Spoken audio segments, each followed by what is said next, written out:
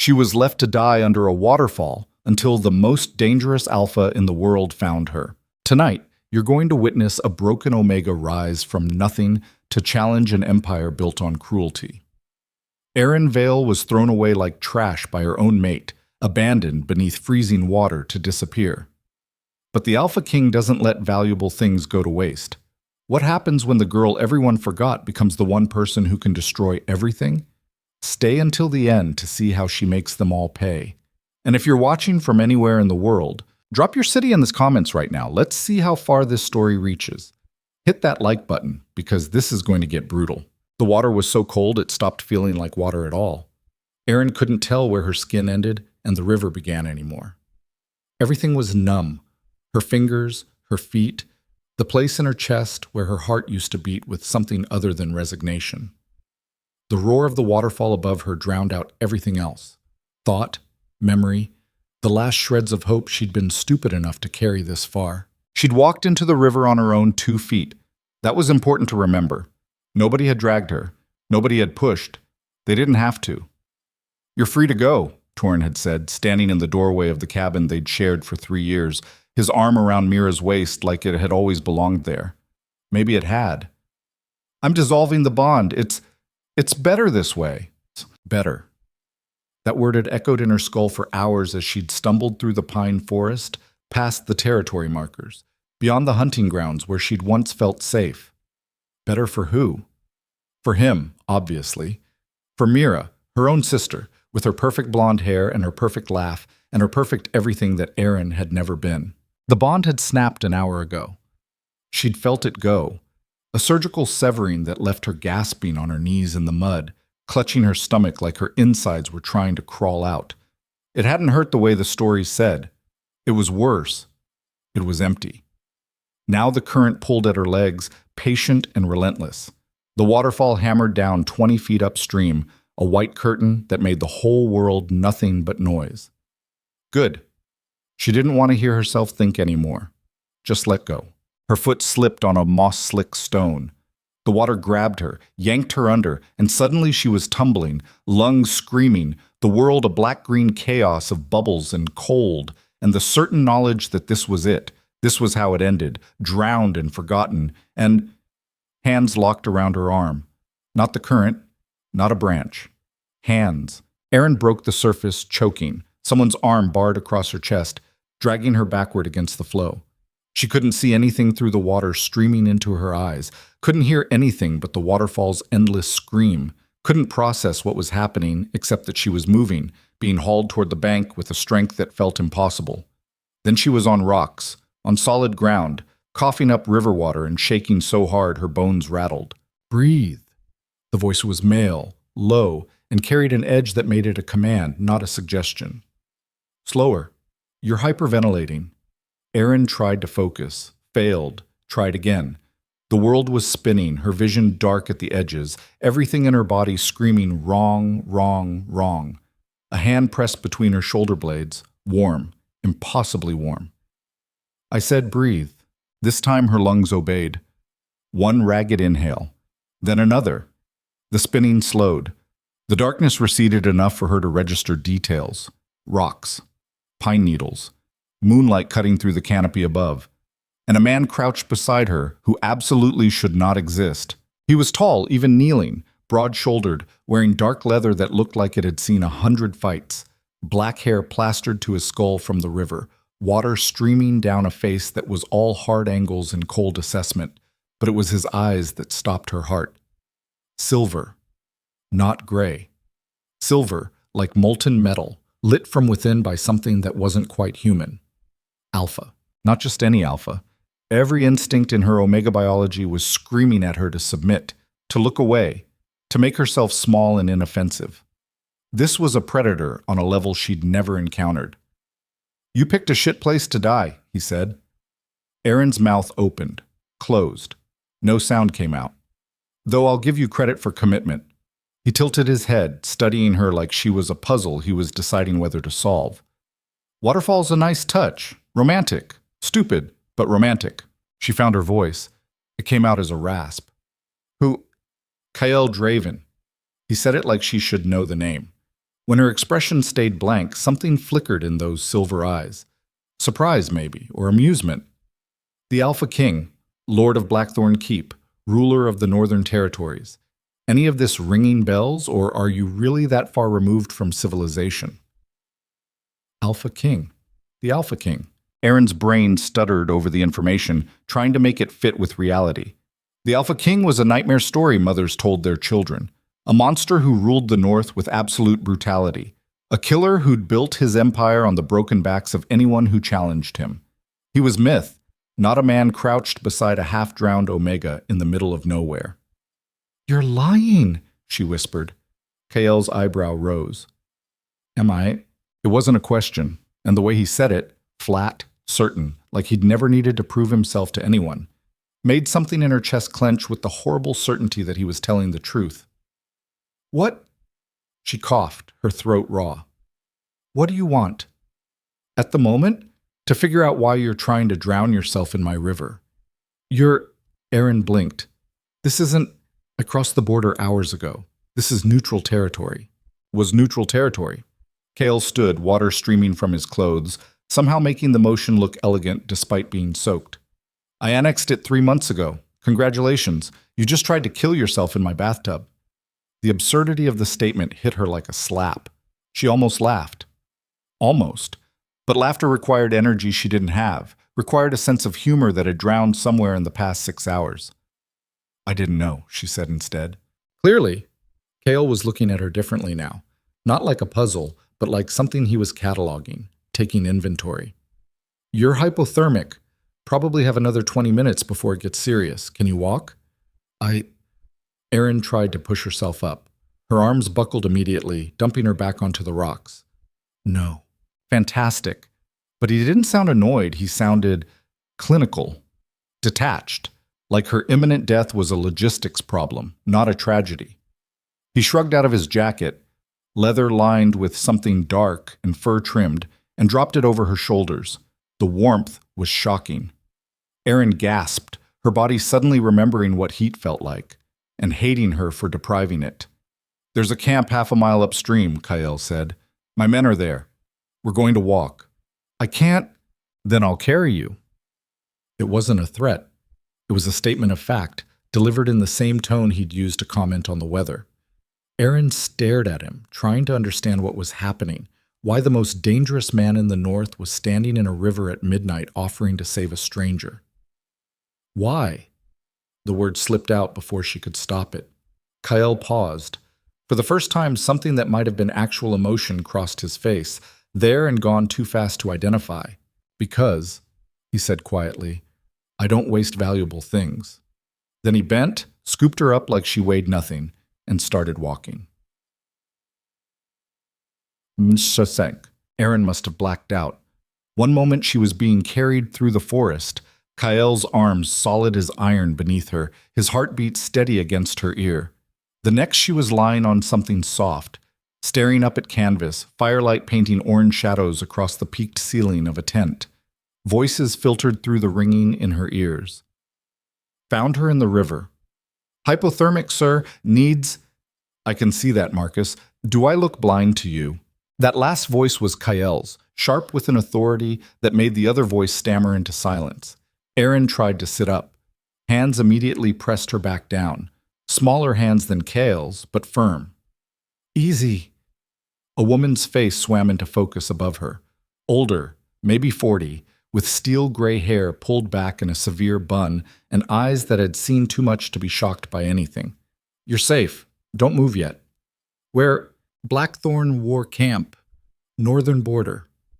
The woman was doing something to Aaron's arm, wrapping it in cloth that smelled like herbs and something astringent. "You're lucky the king found you.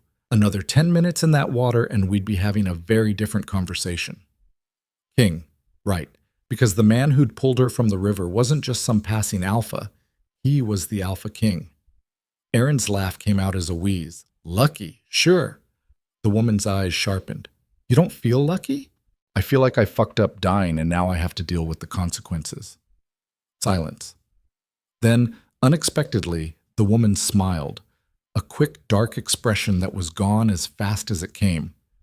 You've got a mouth on you. Good. You'll need it here. She finished with the bandage and sat back. I'm Alara, chief healer. You are? Erin. It felt strange to say her name out loud, like claiming an identity she'd forfeited the moment Torin had severed their bond. Erin Vale. Well, Erin Vale, you're not hypothermic anymore, but you're dehydrated, undernourished, and your omega markers are all over the place. Alara's tone was brisk, professional. When's the last time you ate? Erin tried to remember, failed. Yesterday? Maybe? Maybe. Alara stood, shaking her head. Fantastic, Marcus! A young man ducked into the tent, barely 20, with nervous eyes and the kind of eager energy that screamed new recruit. Yes, ma'am? Bring broth. And bread if we have it. Nothing heavy. Yes, ma'am. He disappeared. Erin closed her eyes, letting exhaustion drag at her. This was wrong. All of this. She was supposed to be dead, drowned, gone, not lying in a warm tent being tended by a healer who looked at her like she was a problem to be solved rather than garbage to be discarded. Why? She asked again, this time to Alara. Why is he helping me? Alara paused in organizing her medical supplies. When she spoke, her voice was careful. The king doesn't explain his decisions, but if I had to guess, you're an Omega, unclaimed, alone. She met Erin's eyes. That makes you vulnerable, and the king has opinions about how vulnerable people should be treated. There was weight in those words. History. Before Erin could ask, the tent flap opened again and Kyle ducked inside. He'd changed clothes, dry now, wearing black on black, his hair still damp but pushed back from his face. In the firelight, his eyes were even stranger, that silver catching and reflecting like mirrors. Out, he said to Alara. The healer didn't argue. She gathered her things and left, brushing past Kyle without a word. Then it was just the two of them. Kale stood at the tent's entrance for a long moment, studying her. Erin forced herself to meet his gaze, even though every Omega instinct screamed at her to lower her eyes, to submit. She'd submitted enough for one lifetime. You're not dead, Kyle observed. Disappointed? Curious. He moved into the tent, footsteps silent on the canvas floor, and settled into a chair that had definitely been brought in for him. Carved wood, high-backed, completely out of place in a military camp. You walked into that river knowing you'd die, so either you're suicidal or someone made your life so unbearable that drowning felt like mercy. Which is it? Erin's throat tightened. Does it matter? Yes. The word hung between them, absolute. My mate, she had to force the words out. My former mate chose my sister, dissolved our bond. She swallowed. I was in the way. Kale's expression didn't change. Name. What? Your mate's name. Torin Vale. But he's nobody, just a... And your sister? Mira. Why are you... Territory? Thornwood. The Eastern Pack, we're small, barely 60 families. I know Thornwood. Kale's voice had gone cold, flat. Raoul Thornwood still alpha there? Yes, but he let this happen. It wasn't a question. His wolves bond breaking to steal mates, on his land, under his rule. Erin blinked. It's not... Torin had the right to choose. The bond wasn't... The bond is everything. Kale leaned forward, elbows on his knees, and the intensity in his gaze pinned her like a butterfly to a board. You don't dissolve a mating bond because you found someone prettier. You don't break an Omega and throw her away like trash. That's not how this works. That's exactly how it works, Erin shot back, anger flaring hot and sudden in her chest. I'm an Omega. He's an Alpha. He gets to decide. I get to deal with it. Is that what you believe? That's what is? Kyle was quiet for a long moment. Then he said, very softly, No wonder you tried to drown yourself. The words hit like a physical blow. Erin flinched, looking away. I'm not keeping you prisoner, Kyle continued. When dawn comes, you can leave. Go back to Thornwood. Go rogue. Go throw yourself off a different cliff. I don't care. But tonight, you're staying here. You're going to eat. You're going to sleep.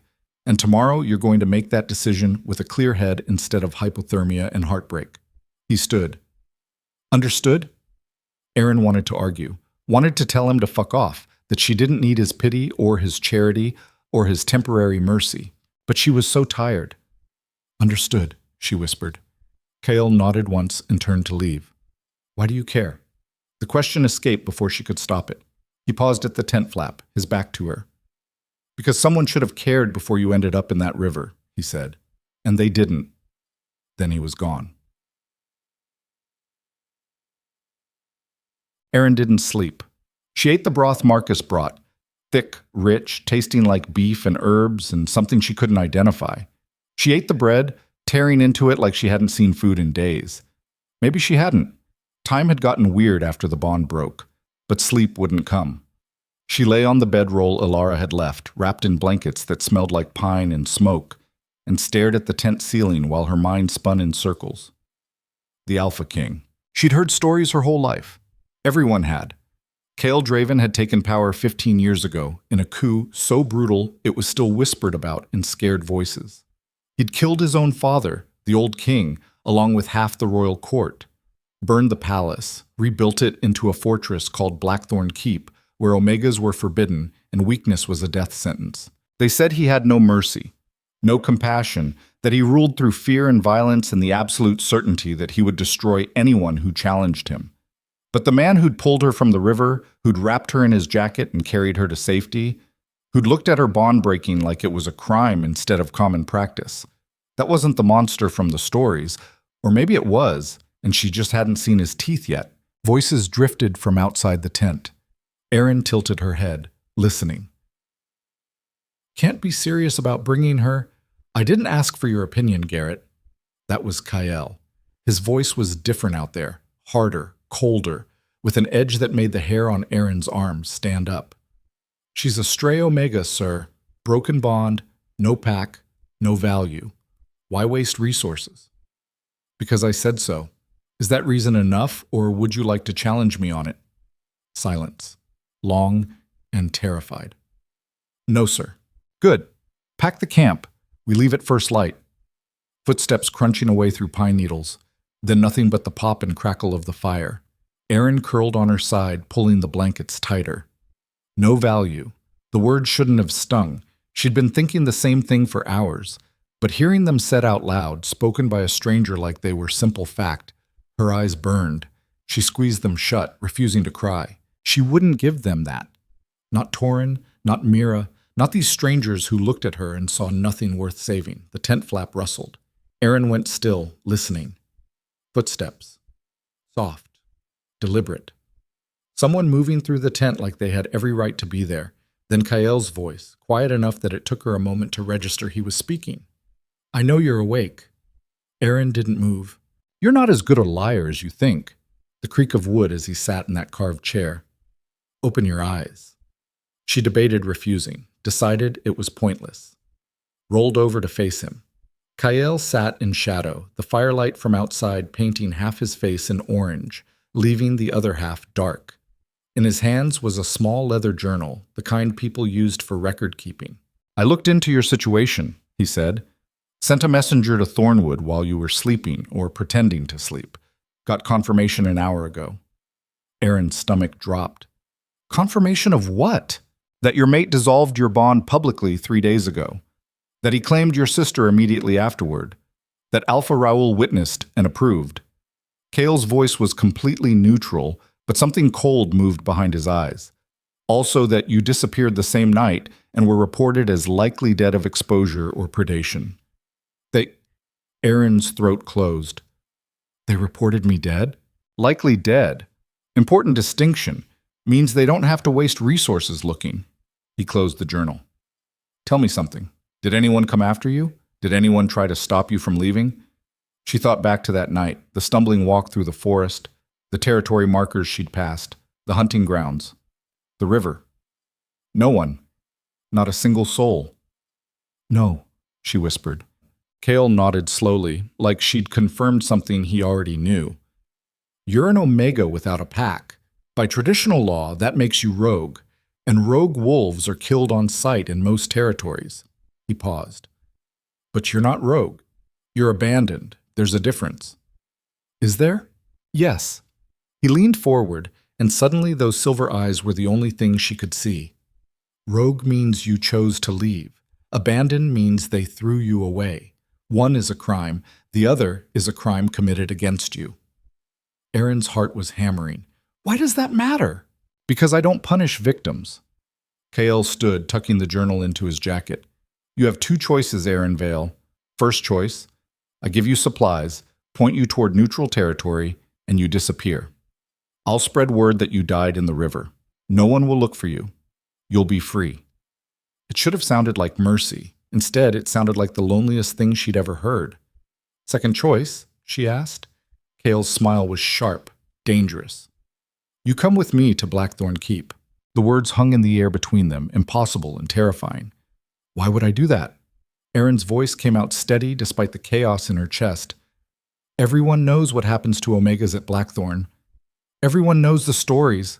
Kael moved toward the tent entrance, then paused. But stories are just that. Stories. The truth is more complicated. Then tell me the truth. He glanced back at her, and for just a moment she saw something in his face that looked almost like respect. The truth is that Blackthorn Keep is the safest place in the north for someone like you. The truth is that I'm rebuilding this empire from the inside out, and I need people who understand what it means to be discarded. His voice dropped. The truth is that you have a gift you don't even know about yet, and if you come with me, I'll show you how to use it. Erin's pulse was thunder in her ears. What gift? That's what you'll find out, if you're brave enough. He pushed through this tent flap, letting in a wash of cold night air. Decision's yours, he called back, but I need an answer before dawn. Then he was gone, and Erin was alone with the firelight and the weight of an impossible choice. She didn't make the decision so much as let it make her. When gray light started seeping through the tent canvas, when she heard the camp stirring around her, voices, footsteps, the clatter of gear being packed, Erin sat up. Her body still ached. Her heart still felt like a wound that would never close.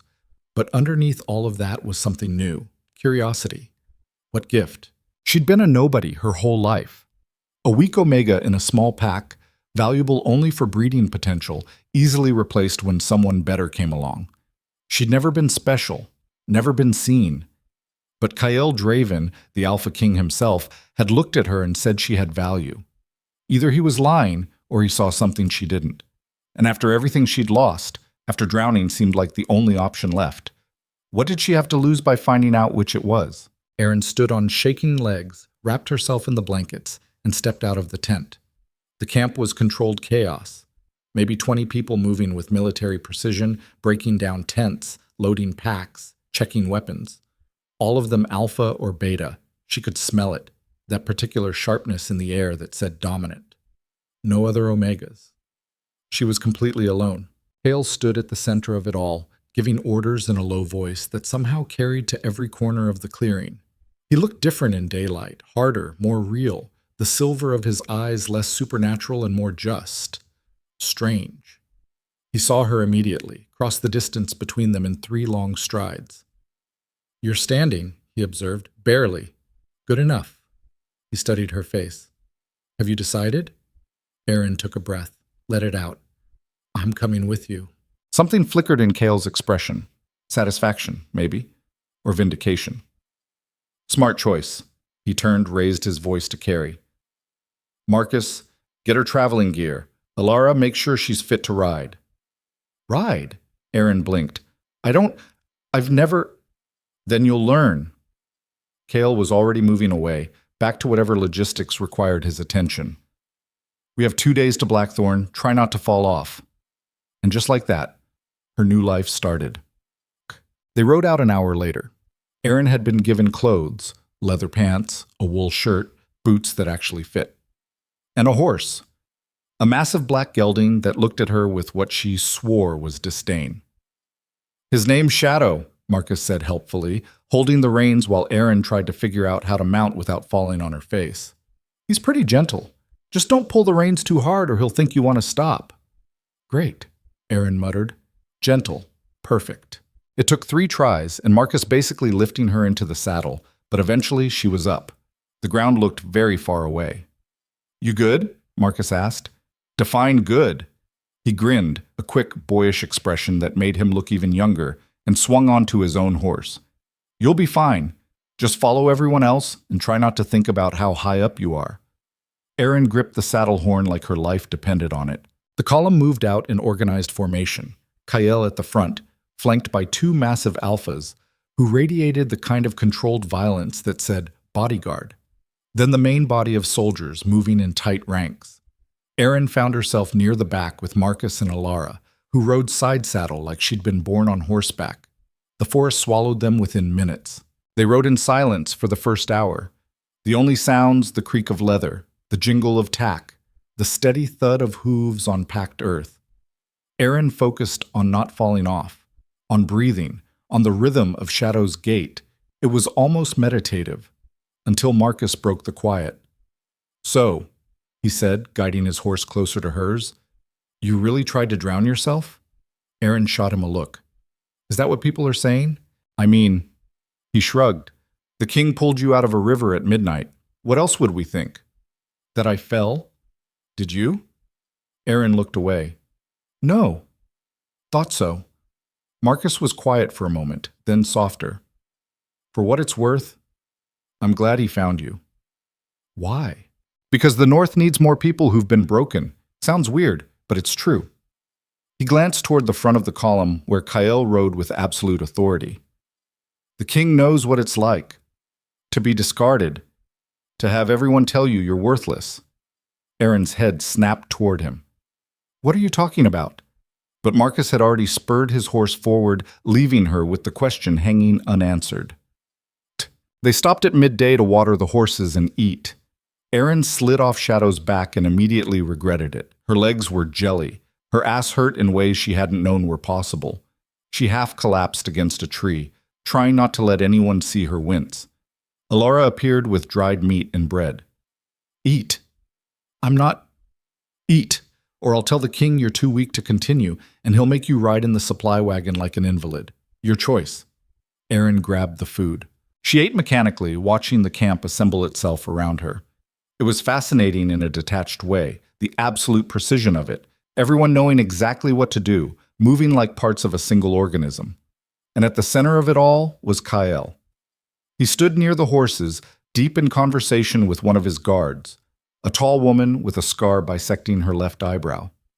Their voices were too low to hear, but their body language said argument. The woman gestured sharply. Kyle's expression went cold. Then he said something, a single sentence, and the woman went pale, nodded, walked away stiffly. Kyle's eyes swept the camp, landed on Erin. He crossed to her with that same predatory grace, stopping just close enough that she had to tilt her head back to meet his gaze. How are you holding up? He asked. I'm fine. You're a terrible liar. But there was no judgment in his voice, just fact. We'll reach Blackthorn tomorrow by sunset. Until then, if you need to stop, say so. I don't need to stop. Erin, he crouched, bringing them eye to eye, and the sudden proximity made her breath catch. Pride is useful, right up until it gets you killed. Out here, there's no shame in admitting weakness, only in letting it destroy you. She wanted to argue, to insist she was strong enough, but the words died in her throat because Kyle was looking at her like he could see straight through her skull into all the broken places she was trying to hide. I'm sore, she admitted, and scared, and I don't understand what I'm doing or why you care. Good. Kyle stood. Hold on to that honesty. You'll need it at Blackthorn. Then he was gone again, back to leading, commanding, being the king. Erin watched him go and wondered, not for the first time, what the hell she'd just agreed to. But it is such. Night fell while they were still riding. The column didn't stop. Instead, they lit torches, the flames casting wild shadows through the trees, turning the forest into something out of a fever dream. Erin's exhaustion was a physical weight. She swayed in the saddle, catching herself every time she started to slip sideways. Shadow seemed to sense her weakness. He slowed his pace, moving carefully, like he was trying not to jostle her. Almost there, Marcus said from beside her. He'd stayed close since midday, apparently appointed as her unofficial keeper. See those lights? Erin squinted through the darkness. There, between the trees, orange pinpricks of light, dozens of them. "Another camp?" she asked. "Way station. We'll sleep here tonight, reach Blackthorn tomorrow." The way station turned out to be more permanent than she'd expected. Wooden buildings, a stable, even a well. Clearly, this was a regular stop for Kael's forces. They dismounted in a courtyard lit by torches. Erin's legs buckled the moment her feet hit ground. She would have fallen if Marcus hadn't caught her elbow. "Easy," he said. "You did good today." "I sat on a horse. For 12 hours. That's impressive for a first-timer." He guided her toward one of the buildings. "Come on, food and sleep." The building was a barracks, rows of bunks, a central fireplace, rough but functional. Erin found herself given a corner bunk away from the others, a small concession to her Omega status. She collapsed onto it fully clothed and was asleep before her head hit the rolled blanket serving as a pillow. Honk. She woke to screaming. Erin jolted upright, heart hammering, trying to place the sound. Not danger screaming, not pain, argument. Outside.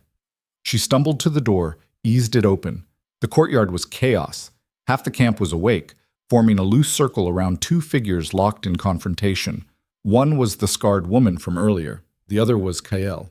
"Dare question my orders," Kael was saying, his voice arctic. "You want to tell me again how bringing her here was a mistake?" "It is a mistake!" The woman's voice shook with barely contained rage. "She's a broken Omega, my lord. She has no value, no training, no what? No worth?" Kael took a step forward. The woman held her ground, but barely. "Careful, Senna. You're starting to sound like my father." The name hit like a slap. Senna went white. "I would never, Wouldn't you?" Kael's voice dropped to something quiet and deadly. "You look at her and see waste. I look at her and see potential. So I'll ask you one time. Are you questioning my judgment?" Silence. Brittle and terrified. Then Senna dropped to one knee. "No, my lord." "Good." Kael's voice shifted back to normal, cold, controlled. "Then pack your gear. You're returning to Blackthorn ahead of us. I want a full security sweep before we arrive." "My lord." Dismissed. Senna rose stiffly and walked away, her shoulders rigid with humiliation. The crowd dispersed. Within moments, the courtyard was empty except for Kael, standing alone in the torchlight, and Erin watching from the doorway. Kael's eyes found hers across the distance. For a long moment, they just looked at each other. Then he said, loud enough to carry, "Go back to bed, Erin." She should have. Should have turned around and pretended she hadn't seen, hadn't heard. Instead, she crossed the courtyard, bare feet silent on packed earth, until she stood in front of him. "You didn't have to do that," she said. "Do what?" "Defend me. I wasn't defending you." Kael's gaze was steady, unreadable. "I was maintaining discipline. Senna questioned an order. I corrected her, that's all." "That's not all." A pause. Then, so quietly she almost missed it. "No, it's not." Erin's throat tightened. "Why are you really bringing me to Blackthorn?" Kael was silent for so long she thought he wouldn't answer. Then he said, "Because 15 years ago, I was where you are now, discarded, broken, told I had no value." His voice was level, empty of emotion. "And someone gave me a choice. The same choice I'm giving you." "What choice?" "To stay broken. Or to become something else." The words hung between them, heavy with implication. "What did you become?" Erin whispered. Kael's smile was terrible. "A king." He turned and walked away, leaving her standing in the torchlight with her heart in her throat and the sudden terrifying certainty that coming with him hadn't been a choice at all. It had been fate. Morning came too fast. They rode out before dawn, the column moving with renewed urgency. Erin could feel it. The anticipation humming through the ranks, the way everyone sat straighter in their saddles, checked their weapons more frequently. They were close. The forest changed as they climbed. The trees grew taller, darker, the underbrush thicker. The air got colder. And there was something else, something Erin couldn't quite name, a heaviness, like the land itself was watching. "We're in Blackthorn territory," Marcus said from beside her. Have been since sunrise. Aaron looked around. It feels different. That's the wards. Old magic from before the king's grandfather. Makes intruders feel unwelcome. What happens if you ignore the feeling? Marcus's smile was grim. Most people don't make it far enough to find out. They crested a ridge just as the sun reached its peak, and there, sprawled across the valley below, was Blackthorn Keep. It wasn't a castle. It was a fortress. Black stone walls 60 feet high studded with watchtowers. A central keep that rose like a dark finger pointing at the sky. Buildings clustered inside the walls, barracks, storehouses, forges, all of it arranged with military precision. But it was the gate that stopped Erin's breath. Iron, massive, covered in markings she didn't recognize. And on either side, carved into the stone pillars, wolves. Not stylized, not decorative. Real wolves, every detail rendered with such skill they looked like they might leap from the stone at any moment. Erin stared at them and felt something in her chest twist. This wasn't a place people came willingly. This was a place people were brought. The column descended into the valley. As they approached, the gates swung open, smoothly, silently, like they'd been waiting. Inside was controlled chaos. Guards snapping to attention, servants rushing forward to take horses, orders being shouted, everyone moving with purpose. Kael dismounted in the center of the courtyard. Immediately he was surrounded. Advisors, guards, people needing decisions, attention, orders. He handled it all with brutal efficiency, his voice carrying sharp and clear. Then his eyes found Aaron, still mounted, still frozen. "Marcus," he called. "Take her to the Omega Wing. Get her settled." "Yes, sir." Omega Wing. Of course there was an Omega Wing. Marcus helped her down from shadow and guided her through the chaos. They entered the keep through a side door, climbed a narrow staircase, and emerged into a hallway that was noticeably different from the rest of the fortress. Softer, warmer, with actual windows that let in light. "Here," Marcus said, opening a door near the end of the hall. The room beyond was small but clean. A bed, a desk, a wardrobe, a window overlooking the mountains. "It's not much," Marcus said apologetically, "but it's yours. Meals are in the common room down the hall. If you need anything, ask for Alara. She runs the Omega Wing." Aaron walked to the window, looking out at the mountains turning purple in the fading light. "What happens now?" she asked. Marcus hesitated. "Now you wait. The king will send for you when he's ready." Ready for what? But Marcus was already leaving, pulling the door closed behind him. Aaron stood alone in her new room, in a fortress full of strangers, under the protection of a king she didn't understand, and felt the weight of her decision settle onto her shoulders like chains. She'd agreed to this. Now she had to live with it. 3 days passed. Kael didn't send for her. Aaron spent the time exploring her cage, because that's what it was, she realized. The Omega Wing was comfortable, well-maintained, but it was separate, isolated. The door at the end of the hall was always guarded. The windows didn't open wide enough to climb through. She wasn't a prisoner exactly, but she wasn't free either. On the third night, Alara found her sitting in the common room, staring at the fire. "You're brooding," the healer observed, settling into a chair across from her. "I'm thinking." "Same thing." Alara poured tea from a pot Aaron hadn't noticed. "The king's busy, border disputes, supply issues, the usual chaos. He'll send for you." "Will he?" "He brought you here for a reason." Alara's gaze was sharp. "Question is, are you ready to find out what it is?" Before Aaron could answer, the door burst open. A guard, young, out of breath, looked around frantically. "Where's the king's Omega?" Every head turned to Aaron. "I'm not—" she started. "You're Aaron Vale." "Yes, but—" "Come with me. Now."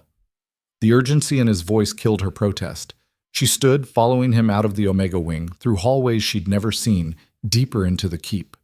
They descended stairs, more stairs, until the stone around them was rough-hewn, ancient, and the air smelled like earth and old blood.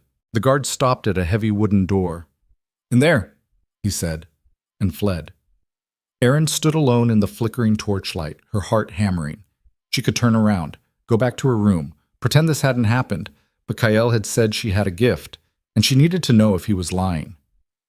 Aaron pushed open the door. Inside was a circular chamber lit by torches. In the center, on a stone platform, lay a child. A boy, maybe 10 years old, unconscious. His skin was gray, his breathing shallow. And there, on his neck, spreading like poison, black veins. "Corruption, sir," a voice said. Aaron spun. Cale stood in the shadows near the wall, still in the same clothes he'd worn 3 days ago, looking like he hadn't slept since. "What? It's a sickness. Magical in origin. Once it takes hold, nothing can stop it." Kyle moved into the light, and his face was haggard. "He's the son of one of my captains. 8 hours, maybe less, and he'll be dead. I'm sorry, but I don't understand why—" "Touch him." Aaron blinked. "What?" "Put your hand on his skin. Anywhere. Just touch him." It was insane, but Cale's eyes held something desperate, something raw, and Aaron found herself moving forward before she consciously decided to. She reached out, placed her palm on the boy's forehead. Heat exploded up her arm. Aaron gasped, trying to pull back, but something held her there. Not Kale, not the boy. Something inside her, waking up, unfurling like a flower that had been waiting its whole life to bloom. The black veins began to recede, slowly at first, then faster, retreating from the boy's face, his neck, disappearing into nothing. His color returned. His breathing deepened. And Aaron felt it, whatever this was inside her, reach out and pull the sickness away, drag it into herself and burn it to ash. When it was done, when the last trace of corruption was gone, she collapsed. Strong arms caught her before she hit the floor. Kyle. She looked up at him, dizzy and confused and terrified. "What did I just do?" Kyle's expression was complex, triumph, relief, and something that looked almost like wonder. "You healed him," he said softly, "with a gift that's been extinct for 300 years. The world tilted. "That's impossible," Aaron whispered. And yet, Cale settled her carefully on the floor, brushing sweat-damp hair from her face. "Welcome to Blackthorn, Aaron Vale. Your real training starts now." Behind them, the boy opened his eyes. And Aaron realized with crystalline clarity that her old life, the pain, the drowning, the desperate wish for death, was gone. What lay ahead was something infinitely more dangerous. The boy's eyes were brown. Normal brown. Not gray, not dying, not filled with the glazed distance of someone slipping away. Just brown. He blinked up at the stone ceiling, confusion creasing his forehead, and Aaron felt something in her chest crack open, not breaking, but opening like a door she hadn't known was there. "Papa?" the boy whispered. Footsteps thundered down the stairs. A man burst into the chamber, massive, scarred, his face a mask of terror that shattered into disbelief when he saw his son sitting up. "Mikhail!" The man fell to his knees beside the platform, gathering the boy into his arms, and the sound that came out of him was somewhere between a sob and a prayer. Aaron looked away.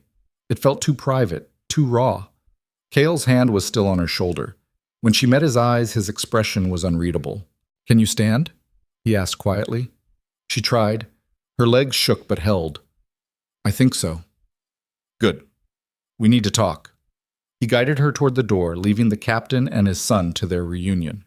They climbed the stairs in silence, Kael's hand a steady pressure at the small of her back. Not possessive, but anchoring, like he knew if he let go, she might float away. They emerged into a hallway Aaron didn't recognize. Narrower than the others, lit by oil lamps instead of torches. Kael opened a door and ushered her inside. It was an office. Spartan, a desk buried under maps and reports. Bookshelves packed tight. Windows that looked out over the training yards where, even this late, she could see figures moving through combat drills. Kael closed the door. The silence that followed felt loaded. "Sit," he said, moving to a cabinet in the corner. Aaron sank into a chair that was probably worth more than her entire former pack's yearly income. Her hands were still trembling. She pressed them flat against her thighs. Kael returned with 2 glasses and a bottle of something amber. He poured without asking, pressed a glass into her hand. "Drink." It's not a suggestion." Aaron drank. The liquor burned down her throat, hit her stomach like liquid fire. She coughed. Kael's mouth twitched. almost a smile. Better? No. Liar. He settled into the chair behind his desk, his own glass untouched. For a long moment he just looked at her, those silver eyes cataloging everything. How do you feel? Confused? Tired? Like I just stuck my hand into something I don't understand. Accurate. Kyle leaned back. What do you know about healers? They're rare, valuable. Most packs have one if they're lucky. And what do you know about corruption healers?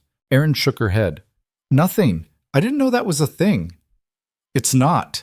Hasn't been for 3 centuries.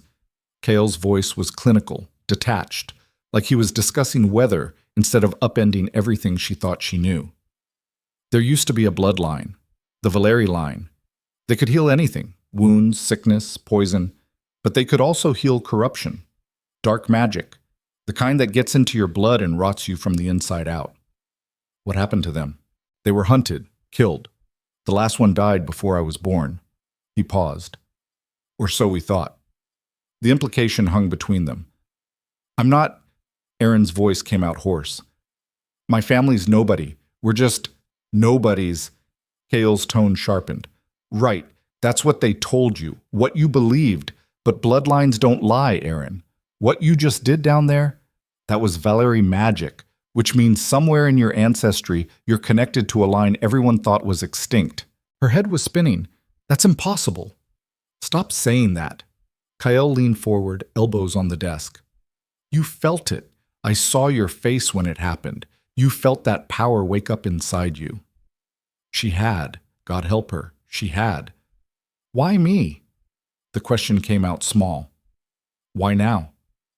I don't know. Magic's unpredictable. Sometimes it skips generations. Sometimes it needs trauma to trigger. His gaze was steady. Sometimes it just waits for the right moment. And you knew, this whole time, you knew I suspected. Kael cut her off. When I pulled you from that river, I felt something, a resonance, magic calling to magic. He tapped his chest. I'm not powerless, Erin. I have gifts of my own, enough to recognize when I'm standing next to someone who has them too. So you brought me here to use me. I brought you here to save you. His voice went cold. Using your gift is a consequence, not the reason. Sounds like the same thing to me. Then you're not paying attention. Kael stood, moved to the window, his back to her. In 3 days, representatives from every territory in the north arrive here for a summit.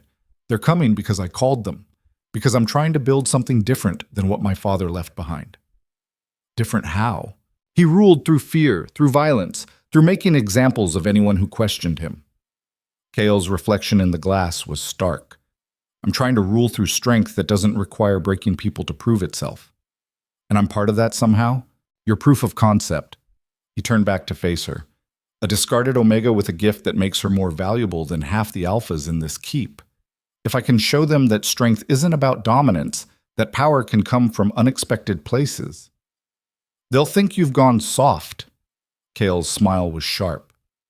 They already do. Which is why I need you standing beside me when they arrive. Visible. Undeniable. Erin's stomach dropped. You want me to perform, like a trained animal. I want you to exist, publicly, as proof that the old ways are changing. He crossed back to the desk, braced his hands on it, leaning close enough that she could see the exhaustion in the lines around his eyes. I'm not asking you to fight. I'm asking you to be seen. What if I refuse? Then you're free to leave, right now, tonight. His voice was absolutely level. I'll give you supplies, a horse, gold enough to start over somewhere far from here. You'll disappear, and I'll tell everyone you died of complications from the healing. It should have sounded like freedom. Instead, it sounded like abandonment again. And if I stay, Erin asked, then you become part of this. Publicly. Permanently. Kael straightened. Which means you'll have enemies. People who want the old ways to continue. People who see you as a threat. Like Senna. Senna's loyal. She'll fall in line. But something flickered in his expression. There are others who won't. Who? Kael was quiet for a moment. Then, my uncle, Lord Valor. He served my father, benefited from his cruelty, and he's been waiting 15 years for me to show enough weakness that he can justify removing me. And bringing me here is that weakness, in his eyes. Kale moved around the desk, stopped directly in front of her. Close. Too close. But I don't make decisions based on what Valor thinks. I make them based on what's right. And you think keeping me here is right? I think letting you drown in that river would have been a waste. His voice dropped. I think you deserve better than what your pack gave you. And I think if you give me a chance, I can show you exactly how much power you actually have. Aaron's heart was hammering. This is insane. Yes. You're asking me to trust a man I barely know, in a place where everyone hates me, to be part of some political game I don't understand. Yes. Why? Kale crouched, bringing them eye level, and for the first time since she'd met him, his expression was completely open, honest. Because someone saved me once, when I was worthless and broken and everyone wanted me dead. His voice was rough. And I swore if I ever had the power, I'd do the same for someone else. You're that someone, Aaron. So yes, I'm asking. But I'm also promising, you stay here, you're under my protection. Anyone who touches you answers to me. The words should have sounded possessive, controlling. Instead, they sounded like a vow. Aaron took a shaky breath. I need time to think. You have until morning. Kale stood, moved to the door. Get some sleep. Tomorrow your training starts. Training for what? He glanced back and his smile was dangerous. For war. Sleep didn't come.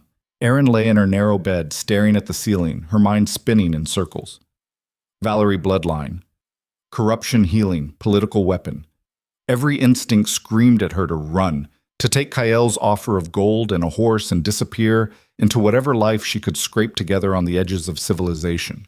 But underneath the fear was something else, curiosity, and beneath that, anger.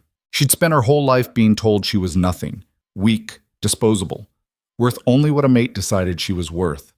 And now Kael Draven, the Alpha King, was telling her she had power that made her invaluable. What if he was right? What if everything she'd been told was a lie designed to keep her small? The thought was intoxicating, terrifying. A knock at her door scattered her spiraling thoughts. Aaron sat up. Who is it? Ilara. She opened the door. The healer stood in the hallway holding a tray with tea and something that smelled like honey cakes.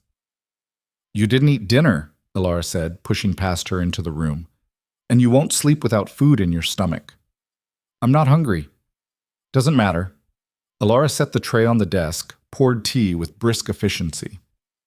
Sit, eat, then we talk. Aaron sat, ate mechanically. The honey cakes were good, better than good, but they tasted like ash in her mouth. Ilara watched her with sharp eyes. He told you, the healer said finally. About the bloodline? Yes. And?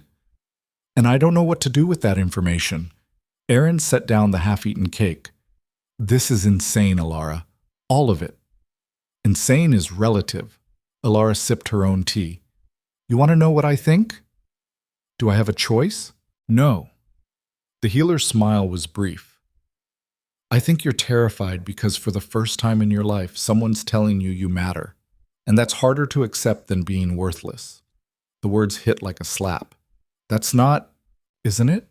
Ilara's gaze was steady. You walked into that river ready to die because you believed what they told you, that you were nothing, that your mate choosing your sister meant you had no value. She leaned forward. But Kael sees something different, and deep down, you know he's right. That scares you more than anything else. Aaron's throat tightened. What if I can't do this? Then you fail, and you pick yourself up and try again. Ilara stood. But you don't get to quit before you've even started. That's not surviving. That's just dying slowly. She left before Aaron could respond. Alone again, Aaron stared at the cooling tea and felt something shift inside her chest. A decision, crystallizing. She didn't know if Kael was right, didn't know if she could be what he needed, but she was done running. Dawn came cold and gray. Aaron dressed in the clothes that had been left for her, leather pants, a tunic that actually fit, boots that didn't pinch. When she emerged from her room, Marcus was waiting in the hallway. "Morning," he said cheerfully. "You ready?" "For what?" "Training. Come on." He led her through the keep, down corridors that were starting to feel familiar, out into a courtyard she'd never seen. It was smaller than the main training yard, more private, surrounded by high walls. And in the center stood Kyle. He'd traded his usual black for training leathers, his hair tied back, and he was sparring with someone. A woman, fast and vicious, who came at him with knives that flashed in the weak sunlight. They moved like dancers, like predators. Every strike met with a counter, every feint answered with brutal precision. Then Kyle disarmed her with a move too fast to follow and had her on her back with a blade at her throat. "Better," he said, "but you're still telegraphing the left hook." The woman grinned up at him. "One of these days, I'm going to get you. Keep dreaming, Mara." He helped her up, then turned and saw Aaron standing at the courtyard's edge. His expression shifted, became something focused and intent. "You came," he said. "I'm staying." Aaron lifted her chin. "On one condition." Cale's eyebrow rose. "Which is?" "You don't lie to me. About anything. I don't care how ugly the truth is. I want it straight." For a moment he just looked at her. Then he nodded slowly. "Deal." He gestured her forward. "Come here." Aaron crossed the courtyard. Cale handed his practice blade to Mara and focused entirely on Aaron. "What do you know about your gift?" he asked. "Nothing. I didn't even know I had one until last night." "Then we start from scratch." He held out his hand. "Give me your hand." She hesitated, then placed her palm in his. His skin was warm, calloused. The contact sent a jolt up her arm that had nothing to do with magic. "Close your eyes," Kyle said. "Why?" "Because I said so. And because you agreed not to question me." Aaron closed her eyes. "Good. Now breathe, slow, deep." His thumb traced circles on her wrist. "Feel that? Your pulse?" "Yes." "Go deeper, past the heartbeat, past the blood. There's something else, a current, like electricity under your skin." She tried to feel what he was describing. Failed. Tried again. Then, there, a flicker. A warmth that wasn't quite temperature, wasn't quite sensation. "I feel it," she whispered. "That's your magic, your gift." Cale's voice was low, steady. "It's always been there. You just never knew how to access it." "How do I use it?" "Intent. You reach for it, pull it forward, direct it." His hand tightened on hers. "Try now. Reach for that warmth." Aaron focused, imagined grabbing the flicker of heat, pulling it toward the surface. The warmth surged, spread up her arm, into her chest. "Good," Kyle murmured. "Now open your eyes, but don't let go." She opened them. Her hand was glowing, faint, golden, like she dipped it in liquid sunlight. "Oh my God!" "Don't panic. Just hold it." Cale's grip was an anchor. "This is you. Your power. It responds to your will." Aaron stared at her glowing hand, her heart racing, caught between terror and wonder. "What do I do with it?" "Whatever you want." Cale released her hand. "But first you learn control. How to call it. How to direct it. How to shut it down before it burns you out." The glow faded as soon as he let go. Aaron flexed her fingers, still feeling the echo of that warmth. "How long will this take?" "Depends on you." Cale stepped back. "Most healers train for years. You have 3 days." "That's impossible." "Stop." His voice cracked like a whip. "Stop saying impossible. You healed a dying child last night with 0 training. You think 3 days isn't enough time to learn basic control?" Aaron flinched at his tone. Kyle's expression softened marginally. "I'm not trying to be cruel, but you need to understand. When those representatives arrive, they're going to test you, push you, try to prove you're a fraud. And if you flinch, if you show weakness, they'll eat you alive. So teach me not to flinch." "That's the plan." He gestured to Mara. "You'll train with her in the mornings. Combat, self-defense, basic survival. Afternoons, you're with me. Magic control in theory. Evenings with Alara. Medical knowledge, because healing without understanding what you're fixing is how you kill people." Aaron's head was spinning. "That's..." A lot. Yes, you'll manage. Kyle's gaze was steady. Or you won't. Either way, we find out in 3 days. Before she could respond, a guard appeared at the courtyard entrance. My lord, Lord Valor requests an audience. Every muscle in Kyle's body went tense. Tell him I'm busy. He said it was urgent regarding the summit preparations. Kyle's jaw tightened. Then he turned to Mara. Start her on basic footwork. I'll be back. He strode toward the exit, then paused and looked back at Aaron. Remember what I said. Don't let him make you small. Then he was gone. Aaron turned to find Mara watching her with an expression somewhere between pity and amusement. First day with the king? Mara asked. Is it always like this? Like what? Intense. Mara's laugh was sharp. Honey, this is him being gentle. Now come on, let's see if you can throw a punch without breaking your own thumb. No. 2 hours later, Aaron was bruised, sweating, and had a newfound respect for people who fought for a living. Mara was relentless. Patient but unforgiving, correcting Aaron's stance over and over until her legs shook, drilling basic blocks until her arms felt like lead. You're too stiff, Mara said for the 10th time. Fighting's not about strength. It's about flow, adaptation. Easy for you to say, Aaron gasped, wiping sweat from her eyes. Is it? Mara's smile was cold. I'm an Omega, same as you. You think I got here by being weak? Aaron blinked. You're an Omega, yes. Mara's voice held an edge. In case you haven't figured it out yet, Blackthorn's different. Here, what matters is what you can do, not what biology says you should be. The other packs don't work that way, which is why the other packs are weak. Mara gestured for Aaron to reset her stance. Again, and this time actually commit to the strike. They went until Aaron's vision started to blur at the edges. Then Mara called a halt, tossed her a water skin, and settled onto a bench at the courtyard's edge. Not bad, she said, for someone who's never fought a day in her life. Aaron collapsed beside her, gulping water. Is that supposed to be a compliment? From me? Yes. Mara stretched. You lasted longer than I expected. Most new arrivals tap out after 30 minutes. Maybe I'm stubborn. Maybe you're desperate. Mara's gaze was sharp. What made you stay? Really? Aaron was quiet for a moment. Then, I'm tired of being nothing. Good answer. Mara stood. Come on, Kale's probably waiting. They found him in a different courtyard, this one more like a garden, with carefully maintained plants and a fountain that burbled quietly in the center.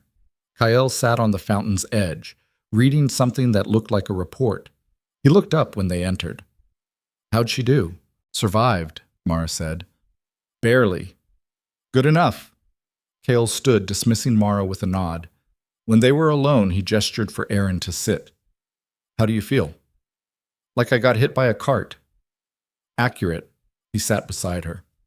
Mara's the best hand-to-hand fighter in the keep. If she's training you personally, that's high praise. Didn't feel like praise. It never does. Kael's smile was brief. But you're still standing. That's what matters. Aaron looked at him. Really looked.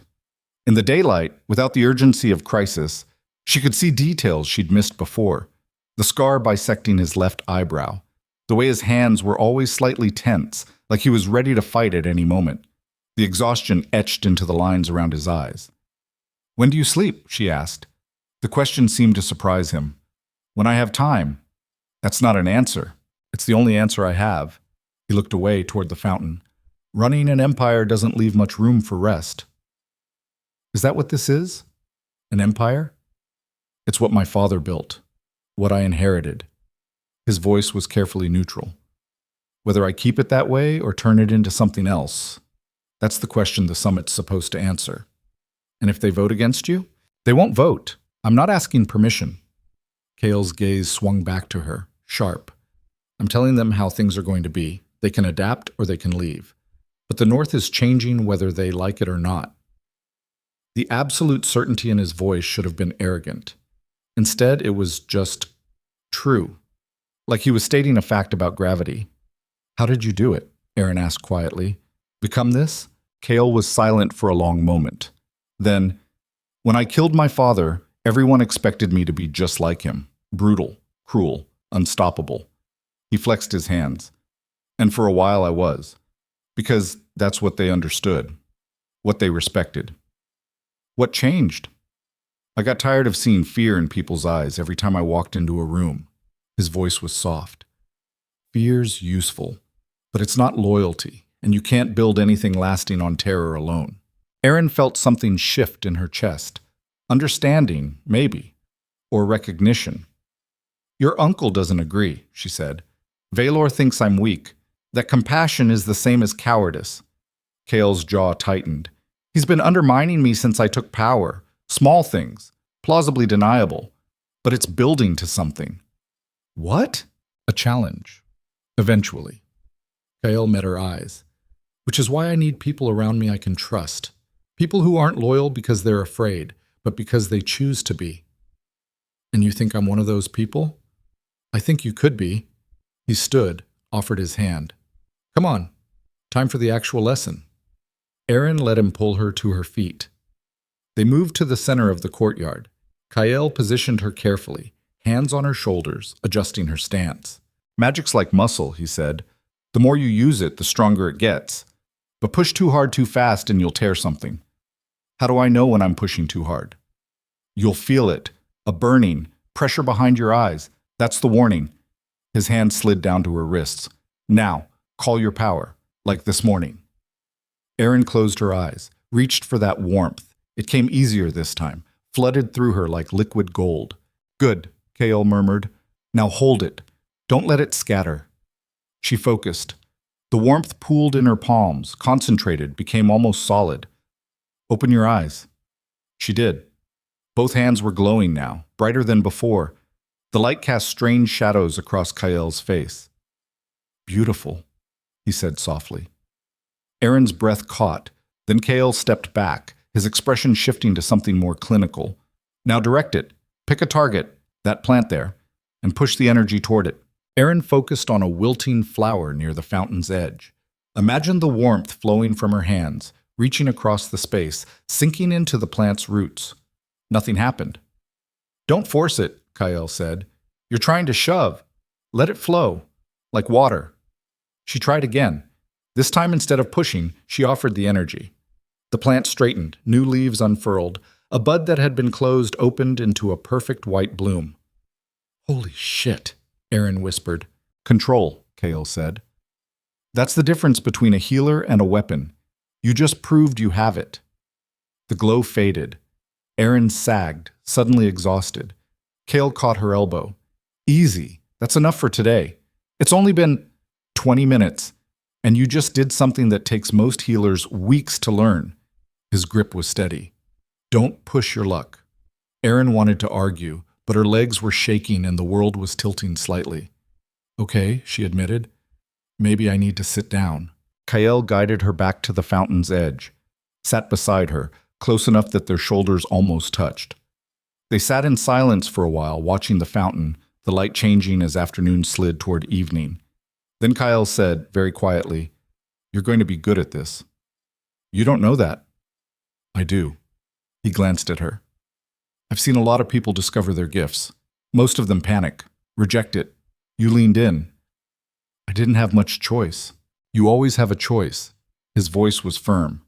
You chose to stay, chose to train, chose to trust me even though every instinct probably told you to run. Maybe I'm just stupid. Or maybe you're braver than you think. Erin looked at him, at the absolute certainty in his expression, and felt something dangerous bloom in her chest. Hope. She looked away before he could see it. What happens at the summit? She asked, changing the subject. Kyle's expression darkened. Politics, posturing, every alpha in the north trying to prove they're strong enough to challenge me. Will they? Some will try. They always do. He sighed. But the real fight won't be physical. It'll be ideological. They want the old ways. I want something new. And you... He turned to face her fully. You're proof that the old ways were wrong. No pressure. His smile was grim. Welcome to my world. Before Erin could respond, footsteps echoed across the courtyard. A man appeared, tall, silver-haired, dressed in dark robes that looked expensive. His face was handsome in a cold, carved way, and when his eyes landed on Erin, They were calculating. Kale stood immediately, his body language shifting to something guarded. "Uncle," he said flatly. So this was Valor. The Lord moved into the courtyard with the kind of casual arrogance that said he belonged everywhere. His gaze swept over Aaron, dismissive, before returning to Kael. "I've been looking for you," Valor said. His voice was smooth, cultured. "We need to discuss the seating arrangements for the summit. I already approved the plans."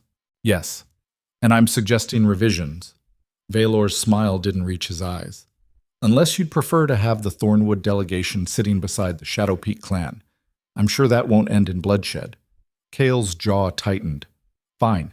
Send me the revisions." "I have them here." Valor produced a roll of parchment, then his gaze slid back to Aaron. "And this must be our newest arrival." The pause before arrival was deliberate, loaded. "Aaron Vale," Kale said, his voice hard. "She's under my protection." "Of course." Valor's smile widened. "How generous of you, taking in strays." The word hit like a slap. Aaron felt her face heat, but before she could respond, Kael moved, shifted his position slightly so he was between her and Valor. "Careful," Kael said softly. "I merely meant, I know what you meant." Kael's voice dropped to something dangerous. "And I'm telling you to be careful." The two men stared at each other. The air between them crackled with tension. Then Valor laughed, a light, dismissive sound, and stepped back. "As you wish, nephew. I'll send the revisions to your office." He turned to leave, then paused. "Oh, and do try to get some sleep.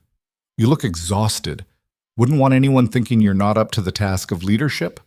He left. The silence that followed felt brittle. Kale didn't move, didn't turn around, just stood there with his shoulders rigid and his hands clenched into fists.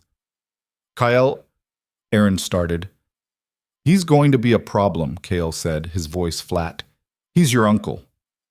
He's a snake who's been waiting 15 years for me to show weakness."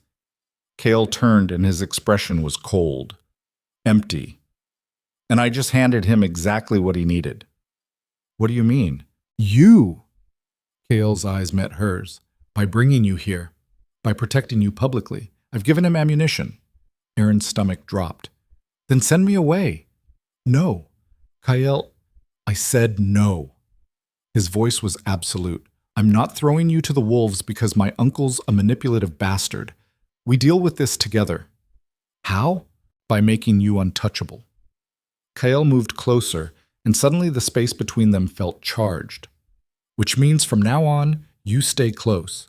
You don't go anywhere without an escort, and at the summit, you stay by my side." "That'll just make it worse." "I don't care."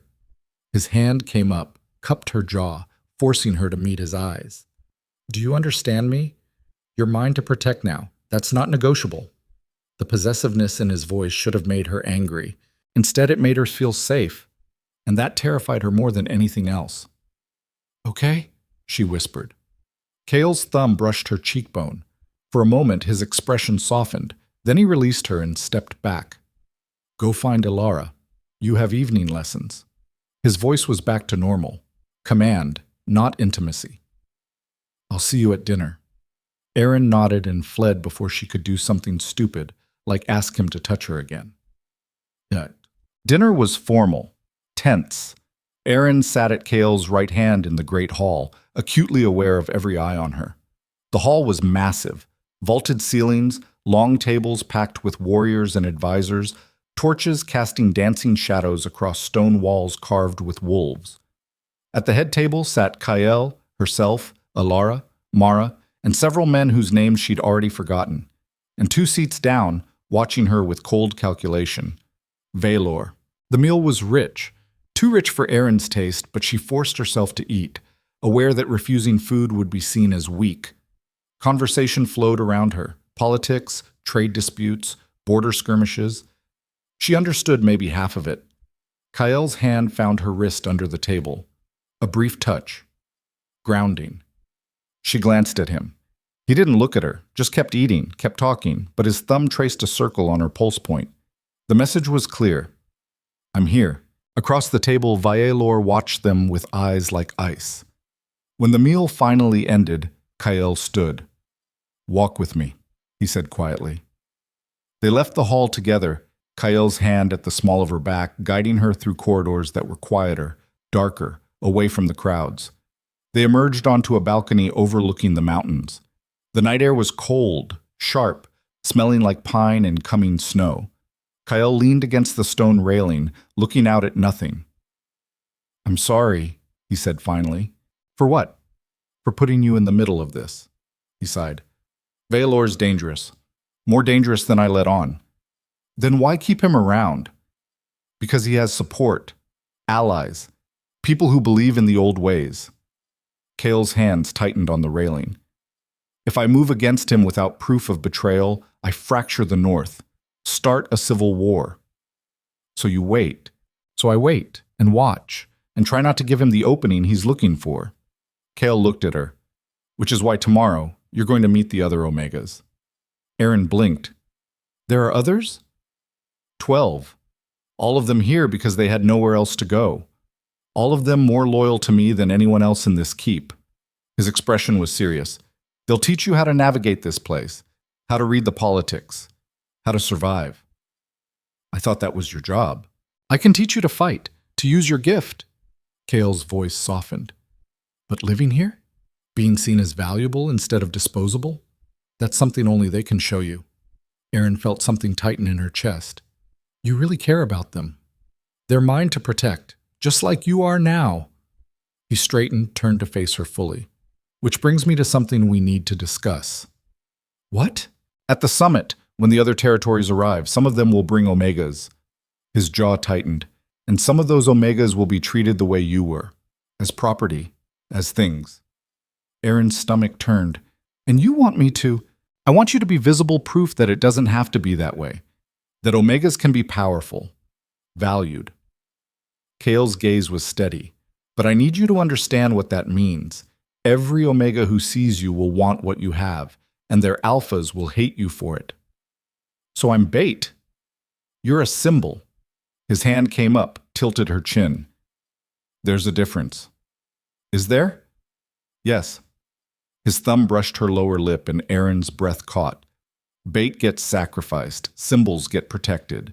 They stood there, inches apart, the cold mountain air swirling around them. Then Kael dropped his hand and stepped back. "Get some sleep," he said. "Tomorrow's going to be harder than today." He left her standing on the balcony, her heart hammering, her skin still tingling where he'd touched her. And Aaron realized with crystalline clarity that she was in far more danger than she'd thought.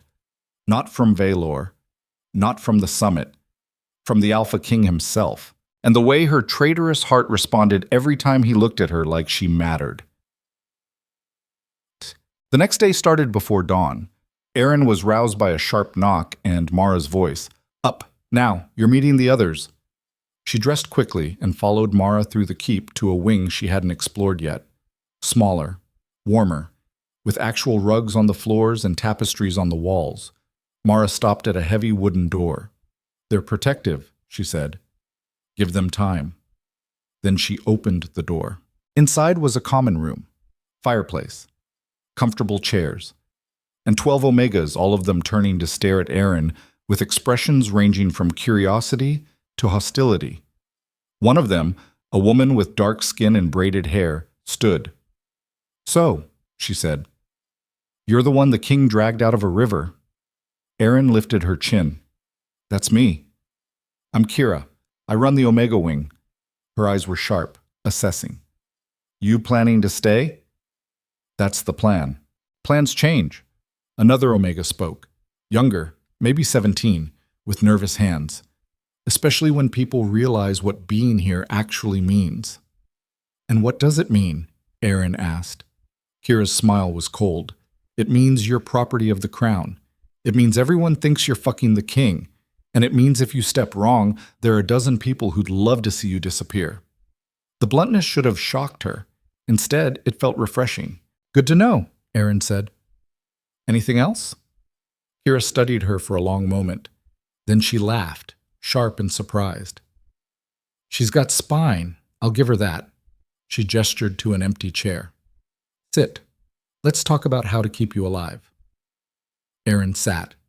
And for the next 3 hours, the Omegas of Blackthorn Keep taught her exactly how brutal court politics could be. They talked about alliances, about enemies, about which guards could be trusted and which ones reported to Vylor, about secret passages and safe rooms and the 100 tiny ways to navigate a fortress where power was everything. And slowly, grudgingly, they began to accept her. By midday, when Mara came to collect her for training, Erin felt like she'd survived a different kind of gauntlet. "How'd it go?" Mara asked. "They didn't kill me." "High praise," Mara grinned. "Come on, Kael's waiting." They found him in the same private courtyard, but this time he wasn't alone. A man stood with him, older, with gray in his beard and scars that said warrior. They were deep in conversation, but both looked up when Erin entered. "Erin," Kael said, "this is Garrett, my head of security." The same man who'd called her worthless 2 nights ago. Garrett's expression was carefully neutral. "Miss Vale." "Just Erin." "Erin?" He nodded. "The king tells me you'll be attending the summit." "That's the plan." "Then we need to discuss security protocols." Garrett pulled out a map, spread it across a nearby table. "The summit hall has 4 entrances. You'll be seated here," he pointed, "at the king's right hand. That puts you in direct line of sight for anyone entering from the main doors." "Which means she's a target," Kael said flatly. "Yes." Garrett didn't sugarcoat it. "Anyone wanting to make a statement could take a shot at her." Erin's mouth went dry. "So we position guards here. And here." Garrett marked spots on the map. "Snipers in the gallery, 2 personal escorts at all times." "That's excessive," Erin said. "That's necessary."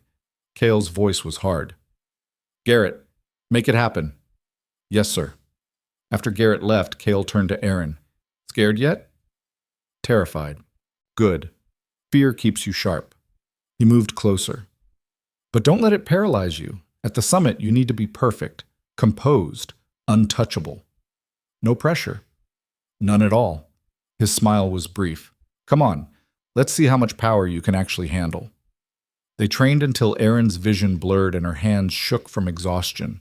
Kael pushed her, hard, making her call her power again and again until it came without thought, until she could direct it with precision, until she could hold it for minutes instead of seconds. "Again," he said when she collapsed against the fountain, gasping. "I can't." "You can. You're just scared you'll hurt yourself." He crouched in front of her. "Trust me. I'll stop you before that happens." Erin looked into those silver eyes and saw absolute certainty. She reached for her power. It came like a flood, stronger than before, hotter, almost wild. "Hold it," Kael commanded. She gritted her teeth, focused, forced the energy to stabilize. "Good. Now push it further."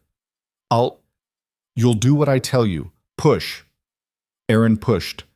The glow around her hands intensified, became almost blinding. She could feel it wanting to explode outward, to consume everything. "Now pull it back, slowly. Don't let it scatter." She pulled. It fought her, resisted. "Erin, control it." She wrestled the power down, drew it back into herself, compressed it until it was nothing but a flicker. Then it vanished. She sagged forward. Kael caught her. "Breathe," he said quietly. She breathed, felt his arms steady around her, his heartbeat against her ear. "That was incredible," he murmured into her hair. "That was terrifying." Same thing. They stayed like that for longer than necessary. Then Kael pulled back, helped her sit up. "One more day," he said. "Tomorrow the delegations start arriving. Are you ready?" Erin looked at him, at the man who'd saved her, trained her, protected her from things she didn't even know existed. "No," she said honestly, "but I'll do it anyway." Kael's smile was fierce. "That's my girl." The words shouldn't have affected her, but they settled into her chest like a brand. And as she left the courtyard, escorted by Mara back to the Omega Wing, Erin realized she was in far deeper than she'd ever intended to be. Not just politically, emotionally. And there was no way out that didn't end with her heart in pieces. Eats. That night, Erin couldn't sleep. She paced her room, mind spinning, until a soft knock made her freeze. "It's me," Kael's voice said through the door. She opened it. He stood in the hallway, still dressed, looking as exhausted as she felt. "Can't sleep either?" he asked. "No." "Walk with me." They walked through silent corridors, up staircases, until they emerged onto the keep's highest tower. The view was breathtaking. Mountains in every direction, snow-capped peaks glowing under moonlight. "I come here when it gets too loud," Kael said quietly. "Up here, it's just quiet." Aaron leaned against the parapet. "Does it ever get easier? The weight of it?" "No, you just get better at carrying it." He moved beside her, close enough that their shoulders touched. "But you don't have to carry it alone. That's the part I'm still learning." She looked at him. "Is that what I am? Help carrying the weight?" "You're more than that." His gaze was steady, honest. "You're proof that I'm not insane, that what I'm trying to build can actually work. What if I fail you?" "You won't. You don't know that." "I do." His hand found hers on the stone, warm, solid. "Because I've watched you fight for 3 days straight. I've seen you face things that terrified you and do them anyway. That's not someone who fails." Aaron's throat tightened. "I'm not brave, I'm just stubborn. I know." His smile was soft. "But stubbornness is just courage that doesn't know when to quit." They stood there, hands linked, the wind cold around them. Then Kael said very quietly, "If this is too much, if you want out, tell me now, before it's too late." Aaron thought about it, really thought, about drowning in a river, about being nothing, about spending her life small and forgotten, and about standing here, on top of a fortress, beside a king who looked at her like she was invaluable. "I'm not leaving," she said. Kael's hand tightened on hers. "Then tomorrow, we face them together." They went back inside as the first snow began to fall, and somewhere deep in the keep, Valor stood at his own window, watching the snow, and began to. Valor stood at his window, watching the snow fall, and smiled. Everything was proceeding exactly as he'd planned. Woke. The first delegation arrived at dawn. Aaron woke to the sound of horns, deep, resonant blasts that echoed through the valley. She dressed quickly in the clothes that had been laid out for her. A gown, actual formal wear, deep green with silver threading, cut to fit her perfectly. Someone had measured her while she slept. The thought should have bothered her more than it did. Kira appeared at her door, already dressed in similar finery. "They're here," she said. "Shadow Peak clan. Valor's closest allies." Aaron's stomach tightened. "What do I do?" "Stay close to the king. Don't speak unless spoken to. And for fuck's sake, don't let them see you sweat." Kira's gaze was sharp. "They'll be looking for weakness. Don't give them any." They descended to the main hall together. The space had been transformed overnight, banners hanging from the rafters, tables arranged in careful hierarchy, guards positioned at every entrance. And at the center, on a raised platform, sat Kael. He wore black trimmed with silver, a circlet of dark metal across his brow that Aaron had never seen before. He looked every inch the king, remote, powerful, untouchable. His eyes found hers across the hall. Held. Then he gestured. "Come." Aaron crossed to him, aware of every eye tracking her movement. When she reached the platform, Kael stood and offered his hand. She took it. He guided her to the seat at his right, the place of highest honor, and the message was clear to everyone watching. "She's mine. She's protected. Touch her and answer to me." The hall's massive doors swung open. The Shadow Peak delegation entered like a military procession, 20 warriors, all alpha, moving in perfect formation. And at their center, a man who radiated the kind of cold authority that said, "I've killed more people than you've met." Alpha Torvin, leader of the Shadow Peak clan. He approached the platform with measured steps, his gaze sweeping the hall before landing on Kael. "Alpha King," he said. His voice was gravel. "You've called. We've answered." "Alpha Torvin," Kael's tone was neutral. "Welcome to Blackthorn. Please sit. Food and drink will be provided." Torvin's eyes slid to Aaron, lingered. His expression was unreadable. "And this is?" "Aaron Vale, under my protection." "I see." Torvin's smile didn't reach his eyes. "How progressive of you." The word dripped condescension. Kael's hand found Aaron's under the table, squeezed once, a warning to stay silent. "We'll begin formal proceedings tomorrow," Kael said. "Tonight is for rest and reacquaintance." Torvin inclined his head and moved to his designated table. As soon as he was seated, Kael leaned close to Aaron. "That went better than expected," he murmured. "He looked at me like I was dirt. He looked at you like you're a puzzle he can't solve. That's better." Kael's breath was warm against her ear. "Just keep breathing. You're doing fine." Over the next 3 hours, 5 more delegations arrived. Each one brought the same carefully controlled hostility, the same assessing gazes, the same barely concealed contempt when they saw Aaron seated at Kael's right hand. By the time the last group entered, Thornwood Pack, Aaron's nerves were stretched to breaking. And then she saw them. Torin walked through those doors with Mira on his arm, both of them dressed in formal finery, both of them looking healthy and happy and completely unbothered by the fact that they'd left Aaron to die. The world tilted. Erin's vision tunneled. Her breath came short and sharp. Kael's hand clamped around her wrist, hard. "Look at me," he said quietly, urgently. She couldn't tear her eyes away from Torin and Mira crossing the hall, taking their seats, Torin's hand possessive on Mira's waist. "Aaron, look at me." She forced her gaze to Kael. His silver eyes were steady, anchoring. "Breathe," he commanded. She breathed, one ragged inhale, then another. "They're nothing," Kael said, his voice pitched for her ears only. "Less than nothing. They don't get to affect you anymore." "Easy for you to say. Is it?" His grip tightened. "You think I don't know what it's like to see the people who destroyed you walking around like they didn't? I killed my father in front of half this court. I see his supporters every fucking day, and I don't flinch. Neither do you." The words were harsh, exactly what she needed. Aaron straightened her spine, lifted her chin. Across the hall, Torin's eyes found hers, widened in shock. Good. Let him be shocked. Let him see what she'd become. The feast began. Food appeared in impossible quantities. Roasted meat, fresh bread, wine that tasted like summer. Conversation rose around her, a constant hum of politics and posturing. Aaron picked at her plate, hyper-aware of Torin's gaze burning into her from across the room. Halfway through the meal, Violor stood.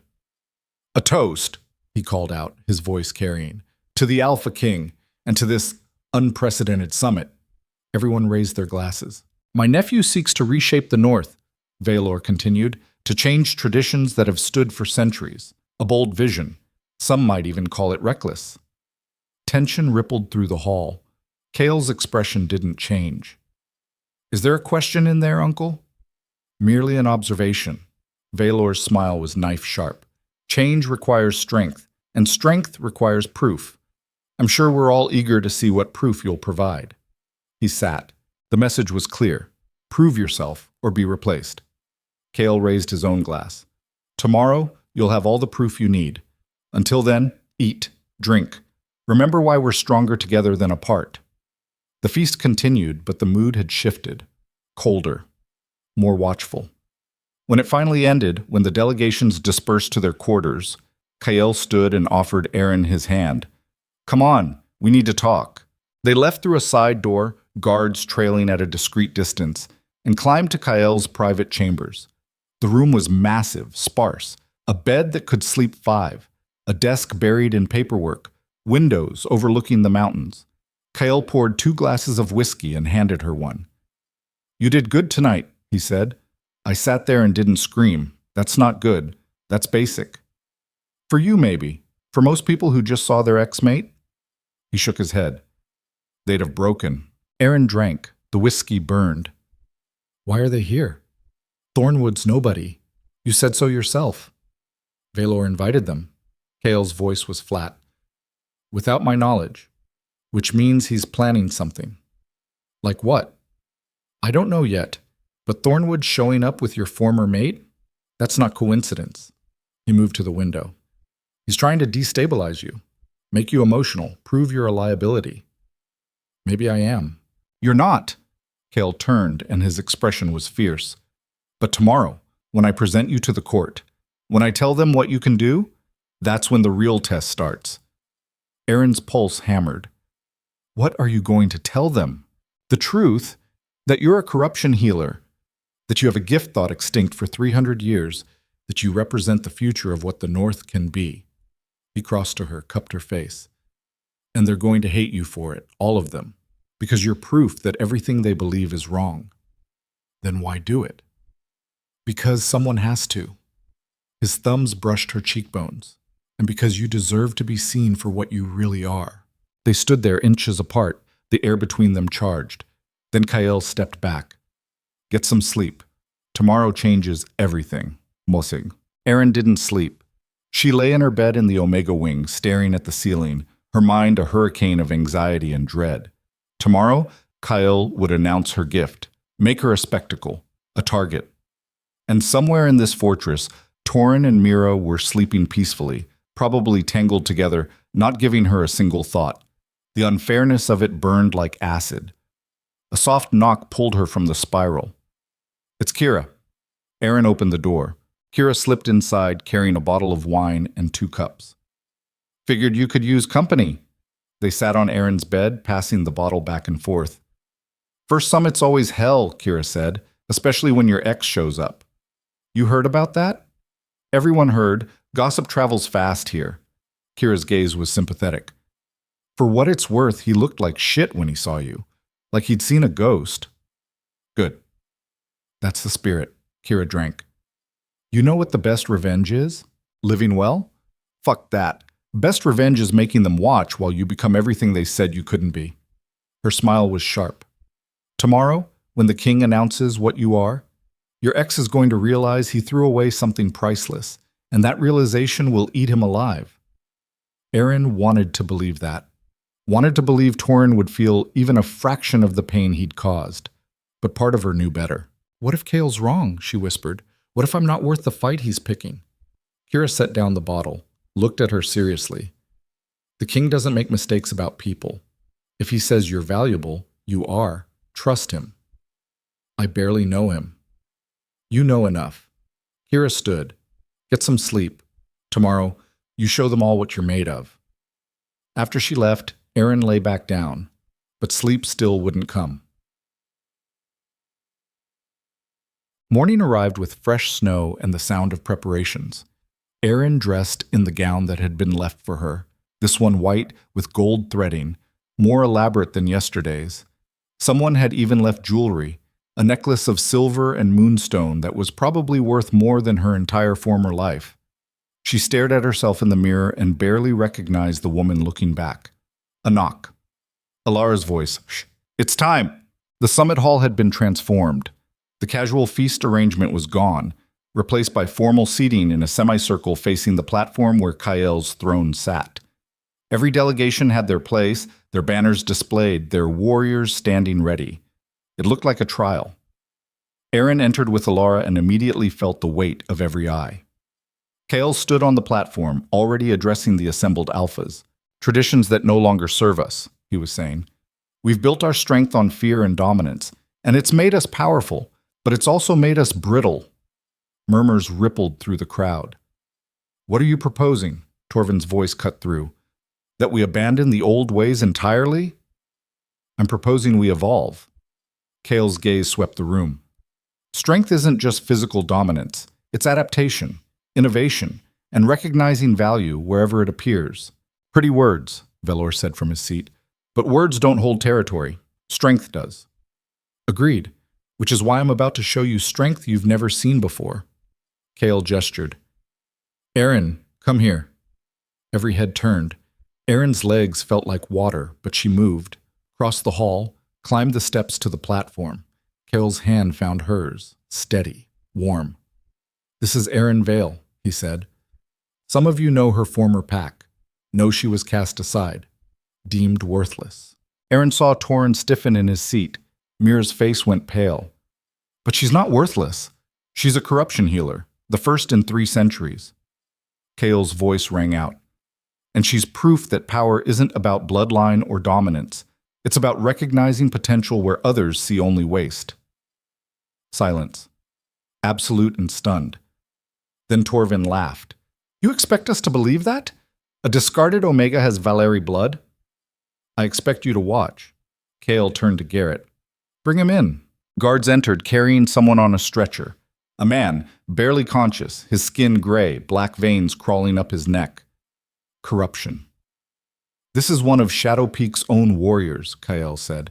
Infected 3 days ago. Your healers couldn't save him. He has hours left.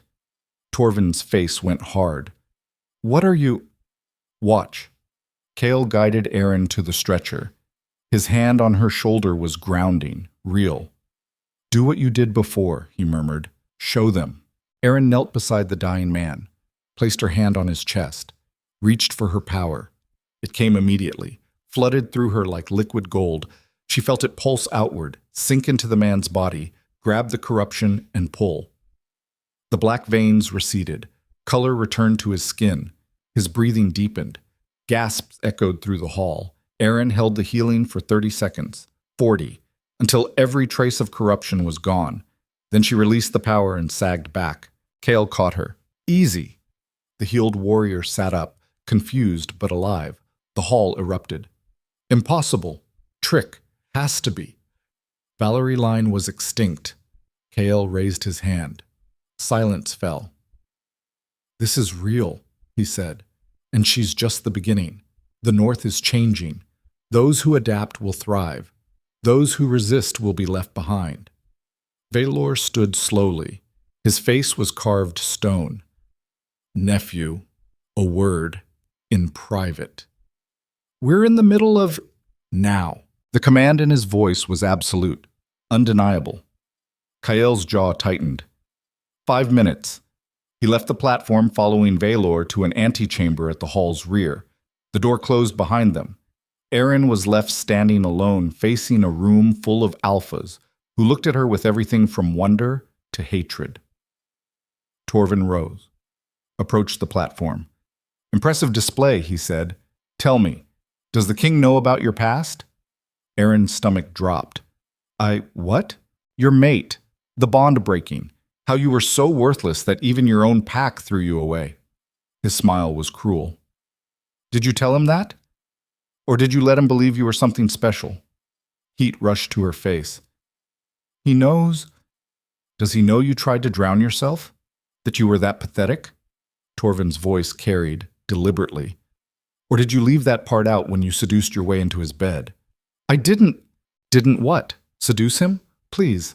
Torvin gestured to the hall. We can all see what you are. A desperate Omega using the only weapon you have to secure protection. That's not true, isn't it? The door to the antechamber burst open. Kael emerged, his face thunderous. Torvin, step away. The command was ice, absolute. Torvin held his ground. I'm merely asking questions the rest of us are thinking. I don't care what you're thinking. Kael crossed to the platform in 3 strides. You want to challenge her worth? Fine. Let's make it interesting. He turned to the assembled alphas. Tomorrow night, a formal demonstration. Aaron will heal 3 of your most corrupted warriors. Your choice which ones. If she succeeds, you accept that the old ways are dying. If she fails, he paused. I'll step down as Alpha King. Shock rippled through the hall. Kael, no, Aaron gasped. But he wasn't looking at her. His gaze was locked on Valor, who stood in the doorway of the antechamber with an expression of carefully controlled triumph. Do we have an agreement? Kael asked. Torvin glanced at Valor. Some silent communication passed between them. Then Torvin smiled. Agreed. The hall erupted in chaos. Arguments, protests, warriors shouting over each other. Kael turned to Aaron. His expression was unreadable. Come with me, he said quietly. She followed him out of the hall, through corridors, upstairs, until they were in his chambers with the door locked behind them. Then she rounded on him. What the fuck was that? Strategy. You just bet your entire kingdom on me. Her voice cracked. I've had 3 days of training, Kael. 3 days. And you're going to... I know exactly what I'm doing. Do you? Because from where I'm standing, it looks like you just committed suicide. Kael grabbed her shoulders. Listen to me. Valor just told me something in that room. Something that changes everything. Aaron's heart hammered. What? The corrupted warriors, the ones that have been appearing for the past 6 months, someone's creating them. His grip tightened. Someone's weaponizing corruption, and Valor knows who. The room tilted. What are you saying? I'm saying this demonstration tomorrow isn't just about proving your worth. It's about exposing whoever's behind this before they can do more damage. Kale's eyes blazed. And I need you to trust me. Trust you? Aaron pulled away. You just staked everything on a gamble without even asking me. Would you have agreed if I'd asked? No. Exactly. His voice was hard. Sometimes the right choice isn't the one we want to make. It's the one that has to be made. And if I fail, if I can't heal 3 warriors in one night, then I step down. And someone else, probably Valor, takes control. And the North goes back to the way it was. Brutal, cruel, with Omegas as property and strength measured only in violence. He moved closer. But that's not going to happen, because you're not going to fail. You don't know that. I do. His hand cupped her face. I've watched you work. I've seen what you can do. And I'm betting everything I have that tomorrow night, you're going to prove to every alpha in this fortress exactly how wrong they've been. Aaron wanted to believe him, wanted to feel the certainty he had, but all she felt was terror. What did Valor tell you? She asked. In that room, what made you do this? Kale's expression darkened. He told me that the corruption is coming from inside Blackthorn. Someone in my own court is creating it, and if I can't prove who and stop them, the entire North will fracture. Who? He wouldn't say, but he gave me until tomorrow night to figure it out. Kale's jaw tightened, which means while you're healing those warriors, I'll be hunting a traitor. A knock at the door interrupted them. My lord, Garrett's voice. You're needed. Immediately. Kale swore under his breath. Stay here. Don't leave these chambers until I get back. Kale. But he was already gone, the door closing behind him, leaving Aaron alone in the sudden silence. She sank onto his bed, hands shaking. Someone in my own court is creating corruption. Tomorrow night. 3 healings, everything on the line. Trust me. She wanted to. God, she wanted to. But trust had gotten her thrown away before, and she wasn't sure she could survive being discarded again. Hours passed. Aaron paced Kael's chambers like a caged animal, her mind spinning. Outside, the sun set. Snow fell. The fortress grew quiet. Kael didn't return. Finally, unable to stand the isolation, Aaron cracked the door. The hallway was empty except for a single guard. Where's the king? She asked. Council meeting, miss. Been going for 3 hours. 3 hours. While she sat here alone, spiraling, Aaron closed the door, tried to settle, failed. Then she heard it. Voices. From somewhere below. Muffled but angry. She pressed her ear to the floor, trying to make out words. Told you this was a mistake. Had no choice. She's already... Control her, or this all falls apart. The voices faded. Aaron's heart hammered. That last voice had been Kale's. Control her. She's already... What? A horrible suspicion bloomed in her chest. She left the chambers, moved through corridors she was starting to know, followed the sound of voices until she found herself in a part of the keep she'd never seen. Older, darker. Stone that felt ancient. Ahead, light spilled from an open doorway. Aaron crept closer, peered inside. It was a study. Maps covered every surface. And standing around a table, deep in conversation, Kyle, Garrett, Ilara, Violor, and between them on the table, a document covered in writing she couldn't read from this distance. 3 healings should be sufficient, Valor was saying. After that, we can... No. Kale's voice was flat. After tomorrow, she's out. No more demonstrations. She's the only leverage we have. I don't care. I told you from the beginning, she's not a weapon. Then what is she? Garrett demanded. Because from where I'm standing, you've bet everything on an Omega you've known for less than a week. She's... Kale paused. She's mine to protect. That's all you need to know. Protect. Valor's laugh was bitter. Is that what you call it? You pulled her from that river because you saw an opportunity. A Valeri healer under your control. Don't pretend this is about mercy. Aaron's blood went cold. Careful, Uncle. Or what? You'll kill me like you killed your father? Valor leaned across the table. We both know why she's really here. You needed proof that your new vision works. And she's it. A broken Omega you can parade around as evidence that the old ways are wrong. That's not, isn't it? Valor's voice dropped. Tell me, nephew, when you found her in that river, did you pull her out because she needed saving or because you recognized what she could do for you? Silence. Long and damning. Then Kael said, very quietly, both. The word hit Aaron like a physical blow. Both. Opportunity, leverage, control. She backed away from the door, her vision blurring, her chest so tight she couldn't breathe. It had all been a lie. Everything. The rescue, the training, the protection. Kyle hadn't saved her because she mattered. He'd saved her because she was useful. Aaron turned and ran. She didn't know where she was going, didn't care, just needed to move, to get away, to put distance between herself and the horrible truth crushing her lungs. She burst through a door and found herself in the training courtyard. Empty, cold, snow falling in the darkness. Her legs gave out. She collapsed against the fountain, gasping for air that wouldn't come. Opportunity, leverage, control, both. Footsteps crunched through snow behind her. Aaron, Kael's voice, urgent, worried. She didn't turn around. Don't, she said. Just don't. You heard? It wasn't a question. Yeah, I heard. Her voice was hollow. Was any of it real, or was I just a convenient tool from the start? It's not that simple. Answer the fucking question. She whirled to face him.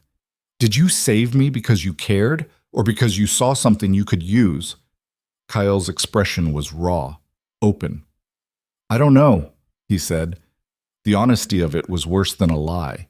You don't know, Aaron repeated. You pulled me out of a river. You trained me. You made me believe I was worth something, and you don't even know if it was real. When I found you, I felt the power. I knew what you could be. He moved closer. But that's not why I pulled you out. I pulled you out because leaving you there would have been wrong. Would it? Or would it have been wasteful? She stood, backed away. Be honest, Kael. If I'd been powerless, would you have saved me? Yes.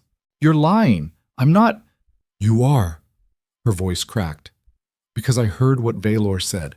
I heard you admit it, that I'm leverage, that you needed proof, that this whole thing, she gestured wildly at the fortress around them, was about using me to prove your point. It started that way. Kael's voice was rough.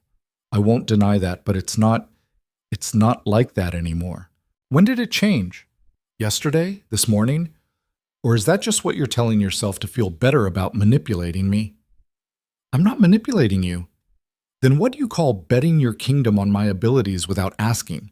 What do you call parading me in front of every alpha in the north like I'm some kind of prize? Tears burned her eyes. You're just like him. Like Torin. You saw something you could use and you took it. That's not fair. None of this is fair. She was shaking now. You made me believe I mattered, that I was more than what they said. But I'm not. I'm just a different kind of tool. Aaron, please, don't. She held up a hand. I'm done. Tomorrow, I'll do your demonstration. I'll heal your warriors. I'll prove whatever you need me to prove. But after that, her voice went cold. I'm gone. You can't watch me. She pushed past him, heading for the keep. Kael caught her wrist. If you leave, Valor wins. He takes control. Everything goes back to the way it was. Then you should have thought of that before you used me. I'm trying to protect you. Protect? She jerked free. You want to protect me? Then tell me the truth. All of it. What did Valor really say in that room? What's really happening tomorrow night? Kael's expression shuddered. And in that silence, Aaron saw everything she needed to know. You can't even do that, she whispered. You can't even give me honesty. It's complicated. It's always complicated. That's the excuse people use when they don't want to admit they're using you. She backed away. I'm done being used by my pack, by my mate, by you. Where will you go? Anywhere but here. She turned and walked away. Kael didn't follow. Erin made it to the Omega Wing before the tears came. She collapsed in her room, her body shaking with sobs that felt like they were tearing her apart. Both. Opportunity. The words played on repeat in her skull. A knock, soft, tentative. Erin? Kira's voice. Can I come in? No. The door opened anyway. Kira sat beside her on the bed, didn't say anything, just put a hand on her back and let her cry. When Erin finally ran out of tears, when she was just empty and hollow and numb, Kira spoke. What happened? Erin told her. Everything. The overheard conversation. Kael's admission. The demonstration tomorrow that was really about politics, not healing. When she finished, Kira was quiet for a long time. Then she said, He's an idiot. Despite everything, Erin almost laughed. That's your take? It's the truth. He's brilliant at strategy and terrible at people. Kira sighed. But for what it's worth, I don't think he's lying about caring. I've seen the way he looks at you. Doesn't matter how he looks at me if he can't be honest. No, it doesn't. Kira stood. So what are you going to do? Erin wiped her eyes. Tomorrow night, I heal the warriors, prove whatever needs proving, then I disappear. And go where? I don't know. Somewhere far from alphas and politics and men who think they can save me. Kira studied her face. You know what the worst part of all this is? What? You're doing exactly what Valor wants. Pulling away from Kael, isolating yourself, making yourself vulnerable. Her gaze was sharp. If you leave, you're handing him the victory. I don't care. Yes, you do. Because you're not actually weak, Erin. You're pissed off and heartbroken, and you feel used, but underneath all that? Kira's voice gentled. You're strong, and you know that staying, fighting, proving your worth on your terms, that's the real power move. Or maybe it's just me being stupid again, trusting someone who doesn't deserve it. Maybe, but you won't know unless you see it through. Kira left her alone with that thought. Erin sat in the darkness, her mind a storm. She could run, disappear into the night, take Kael's gold and start over somewhere he'd never find her. Or she could stay, face tomorrow, and figure out what she was really worth. Not to Kael, to herself. Dawn came too fast. Erin woke feeling hollowed out, numb. She dressed mechanically, ate because Alara forced her to. Went through the motions of existing. Kael sent word 3 times asking to see her. She ignored all 3 messages. By midday, the fortress was buzzing with anticipation. Tonight's demonstration was all anyone could talk about. Erin stayed in the Omega Wing, away from the chaos. Then, an hour before sunset, Mara appeared. The king needs you in the healing chamber. The warriors are ready. Erin followed her through now familiar corridors down into the depths of the keep. The circular chamber had been set up with 3 stone platforms, and on each one lay a warrior, all of them gray-skinned, black veins crawling, barely breathing. Advanced corruption, worse than anything she'd healed before. Kael stood at the center of the room. When he saw her, relief flooded his face. You came. I said I would. Her voice was flat. Where are the observers? Gallery above. They're watching. Erin looked up. The chamber had a balcony ringing it, and packed onto that balcony were the Alphas, Torvin, Veilor, Raoul Thornwood, and a dozen others, all of them watching like she was a spectacle, like she was entertainment. Her hands clenched into fists. How does this work? She asked. You heal them, one at a time. Take as long as you need. Kael moved closer. Erin, listen, about last night. Not now. Please, just let me explain. I said not now. She looked at him coldly. Do you want me to do this or not? Pain flickered across his face. Yes. Then get out of my way. She approached the first platform. The warrior was young, maybe 20. His breathing was labored, his skin the color of ash. Erin placed her hands on his chest, reached for her power. It came sluggishly, reluctant, like it knew her heart wasn't in this. She gritted her teeth, focused, pulled. The warmth flooded through her, but it felt different, angrier, sharper. She pushed it into the warrior, felt it grab the corruption and start to drag it free. The black veins receded, slowly, painfully slowly. Sweat beaded on her forehead. Her hand shook. Come on, come on! The last of the corruption dissolved. The warrior's color returned. His breathing deepened. Aaron released the power and sagged. One down. She moved to the second platform. This warrior was older, harder. The corruption had spread further, into his lungs, his heart. Aaron placed her hands on him and reached again. This time the power fought her, writhed like a living thing. She wrestled it under control, forced it into the warrior's body. The corruption resisted, clung, refused to let go. Aaron's vision started to blur. Her head pounded. "Easy," Kael's voice. "Close. Don't push too hard. Shut up!" She bore down, pulled harder. The corruption finally broke free. Fled. Dissolved. The warrior gasped, his eyes flying open. Two down. Aaron's legs buckled. She caught herself on the edge of the platform, breathing hard. Her power was a guttering flame now, almost spent, and she still had one more healing to do. She looked at the third platform. The warrior there was massive, scarred, and the corruption was everywhere, crawling up his neck, across his face, sinking tendrils into his brain. This was impossible. She couldn't do this. "Aaron!" Kael was beside her now. "You can stop. You've proven enough." "No." She straightened. 3 healings. That was the deal. She approached the third platform on shaking legs, placed her hands on the warrior's chest, reached for power that wasn't there anymore. Nothing came.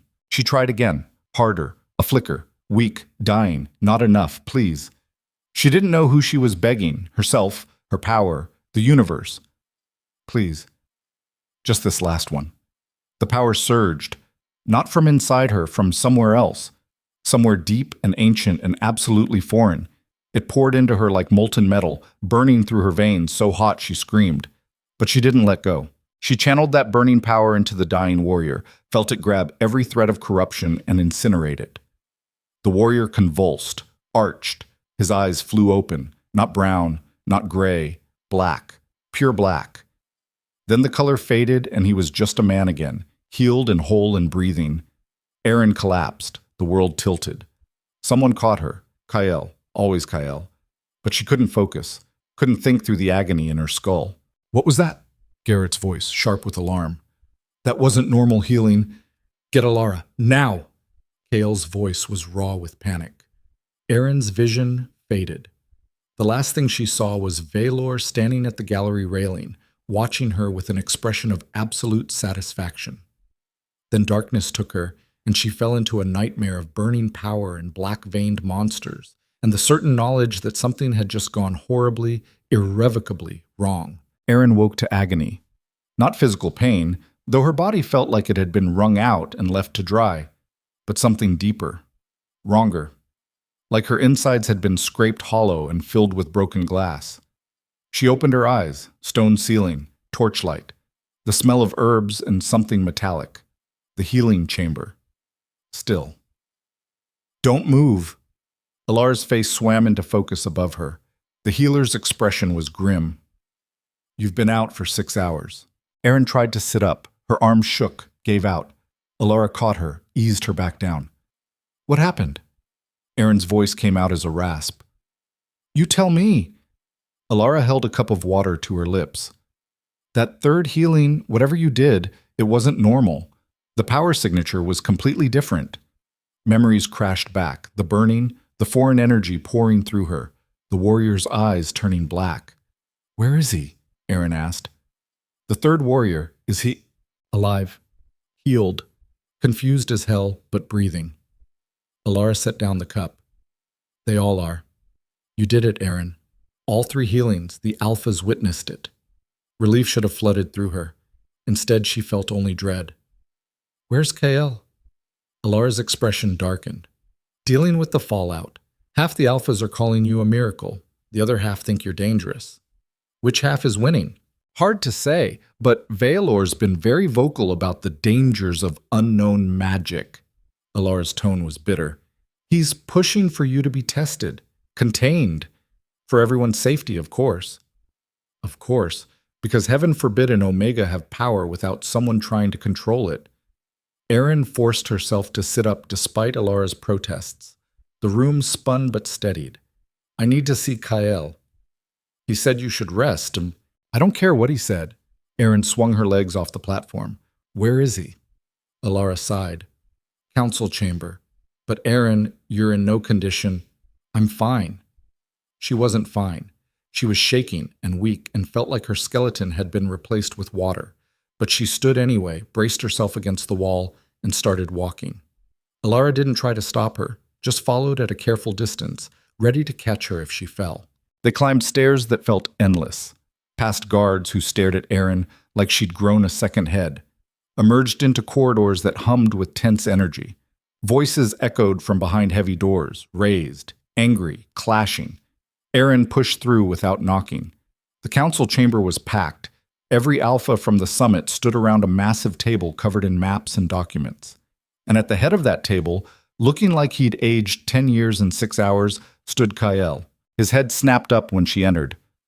Aaron, you shouldn't be— What's happening? She demanded. Silence fell like a guillotine. Torvan spoke first. The Omega lives. How fortunate. The sarcasm was thick enough to cut. What's happening, Valor said smoothly, is a discussion about the implications of tonight's display. Your healing was remarkable, girl, but also troubling. Troubling how? The third warrior. Valor gestured to someone standing near the wall. The man stepped forward, the massive warrior she'd healed, looking healthy but haunted. Tell her what you told us. The warrior's gaze found Aaron. When you healed me, I felt something. Not just the corruption leaving, something else. Like, he struggled for words, like something was being put inside me. Aaron's blood went cold. That's impossible, she said. I pulled the corruption out, that's all? Is it? Valor's smile was knife-sharp. Because according to our own healers, there's now a trace of foreign magic in his system, magic that wasn't there before. Magic that matches the signature of what we felt from you during the healing. I wouldn't, intentionally perhaps not, but the fact remains. Valor turned to the assembled alphas. We have an Omega with power we don't understand, performing healings that leave magical residue in their subjects.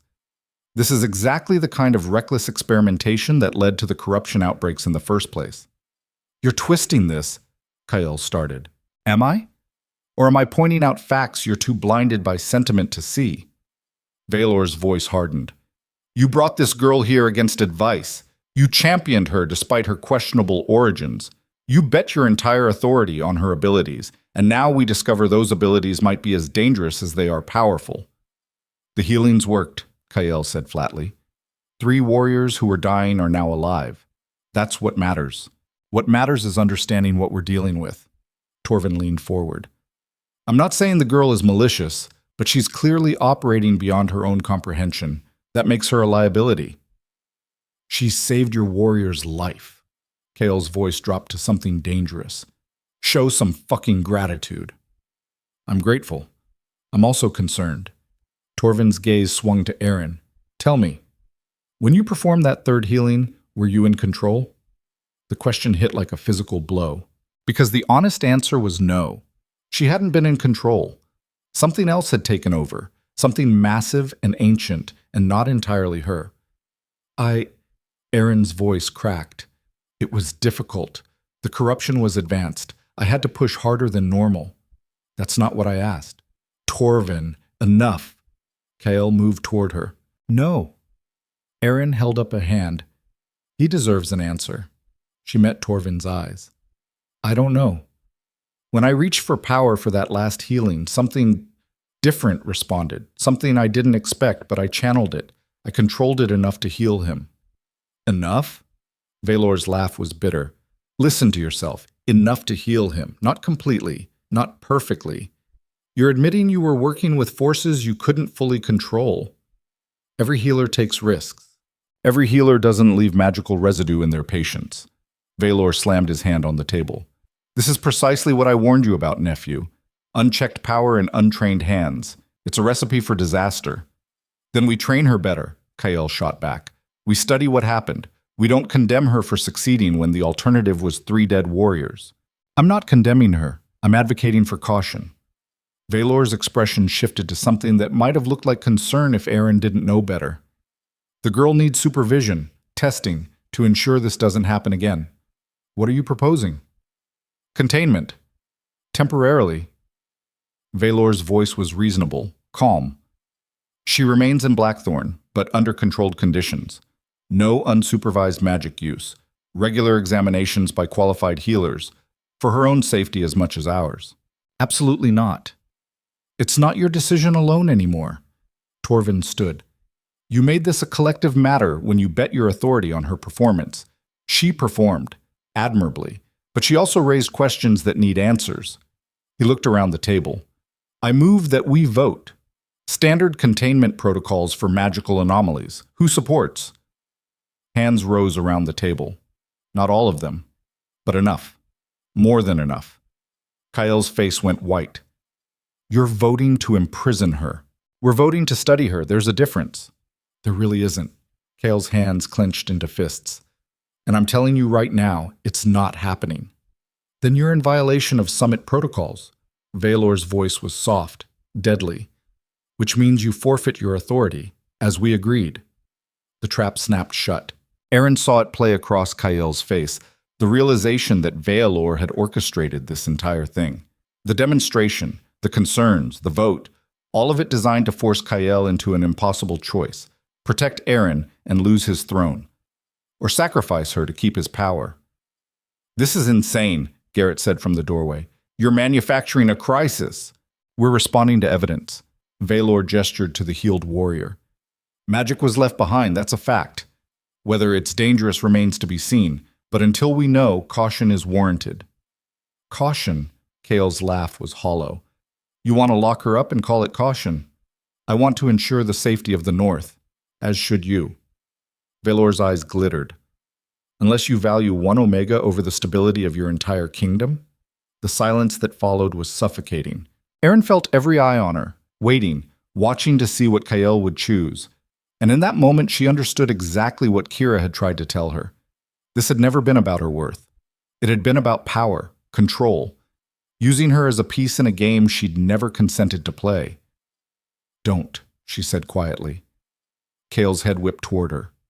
Aaron, don't sacrifice your kingdom for me. That's what he wants. She looked at Valor. That's what this whole thing was designed to do. Force you into choosing between me and everything you've built. I'm not. You are. And I'm not worth it. The words tasted like ash. Put me in containment. Study me. Do whatever you need to do. Just don't give him the satisfaction of watching you destroy yourself. No. Kale's voice was absolute. I'm not doing that. Then you're an idiot. Probably, but I made you a promise. He turned to face the assembled alphas. She's under my protection. That doesn't change based on politics or fear or Valor's manipulation. This isn't manipulation. I see him. Shut up, Kale's command cracked through the room.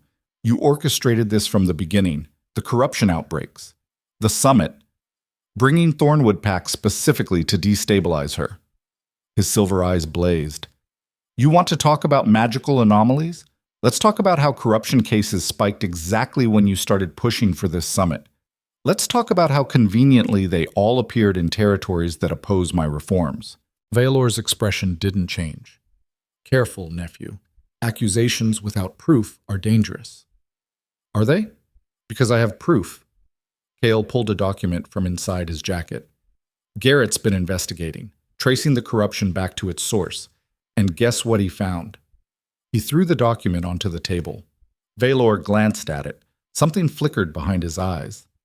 What is this? Purchase records. For materials used in dark magic rituals, all traced back to a single buyer. Kale's voice was ice.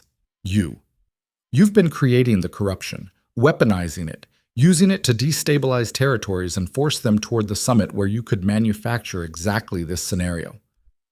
Gasps rippled through the room. Valor was silent for 3 heartbeats.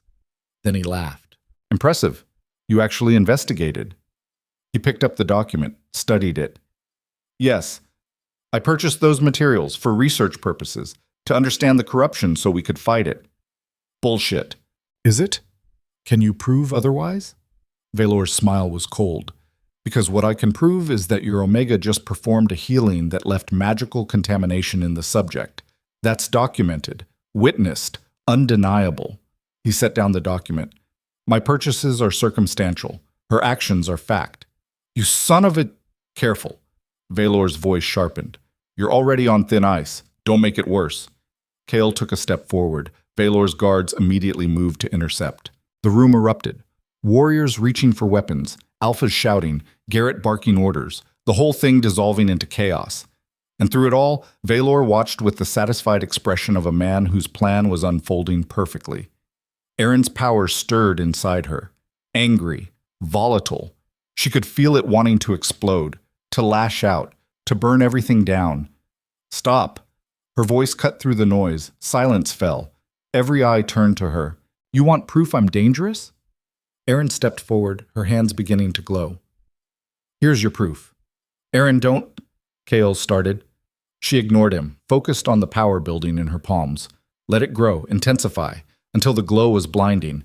Then she slammed her hands together. The energy exploded outward in a pulse of pure force. It didn't hurt anyone, didn't damage anything, just rippled through the room like a shockwave, making every torch flare, every warrior stumble. When it faded, Erin stood in the center of a circle of shocked alphas. That's what I can do, she said quietly. That's the power you're so afraid of. And you're right to be afraid, because I barely understand it. I can't fully control it. And if I wanted to, I could probably bring this entire keep down around us. Kale looked like she'd punched him. But I'm not going to, Erin continued. Because despite everything, despite being used, manipulated, and turned into a political weapon, I'm not actually interested in destruction. She met Valor's eyes. So here's what's going to happen. You're going to drop this containment nonsense. You're going to stop using me as leverage against Kyle, and you're going to leave Blackthorn. Valor's eyebrow rose. Or I'll heal every corrupted warrior in the north. For free. And when their alphas ask where the corruption came from, I'll make sure they know exactly whose purchases enabled it. Valor's smile vanished. You have no proof. I have Garrett's investigation. I have Kyle's authority. And I have the gratitude of 3 alphas whose warriors I just saved. Erin's voice hardened. You think they'll side with you over the healer who gave them back their people? Test it. See what happens. The room was utterly silent. Then Torvin spoke. She makes a compelling point. This is absurd, Valor started. Is it? Because from where I'm standing, you've been playing games while she's been saving lives. Torvin looked at the healed warrior. My warrior. Who would be dead without her? He turned to the other alphas. I don't know about the rest of you, but I'm not interested in imprisoning someone who just proved their value. Murmurs of agreement rippled through the room. Valor's face went hard. You're making a mistake. Maybe, but it's our mistake to make. Torvin faced Kyle. I withdraw my vote for containment. The girl stays free. One by one, the other alphas followed suit, hands lowering, votes rescinding. Within minutes, Valor stood alone. His expression was carved stone. This isn't over. Yes, Kale said quietly. It is. You're dismissed from my council, Uncle. Effective immediately. You have until dawn to leave Blackthorn. You're exiling me. I'm removing a traitor. Be grateful I'm not doing worse. Valor's eyes blazed with fury. For a moment, Erin thought he might attack. Might call his guards and try to take Kale down right here. Then he smiled, cold, terrible. As you wish, nephew, but don't think this is finished. His gaze slid to Erin. You've made a powerful enemy today, girl. I hope you're prepared for what that means. He turned and walked out, his guards following. The door slammed behind him. Silence. Then Garrett said, Well, that went better than expected. Someone laughed. The tension broke. Conversation resumed, quieter, more careful, but no longer hostile. Kale crossed to Erin. His expression was unreadable. That was incredibly stupid, he said. Probably. You could have been hurt, or worse. I wasn't. Erin, he grabbed her shoulders. Don't ever scare me like that again. Then don't ever make me watch you sacrifice yourself for politics.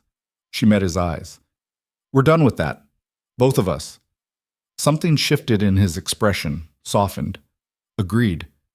They stood there, inches apart, the chaos of the council chamber fading into background noise.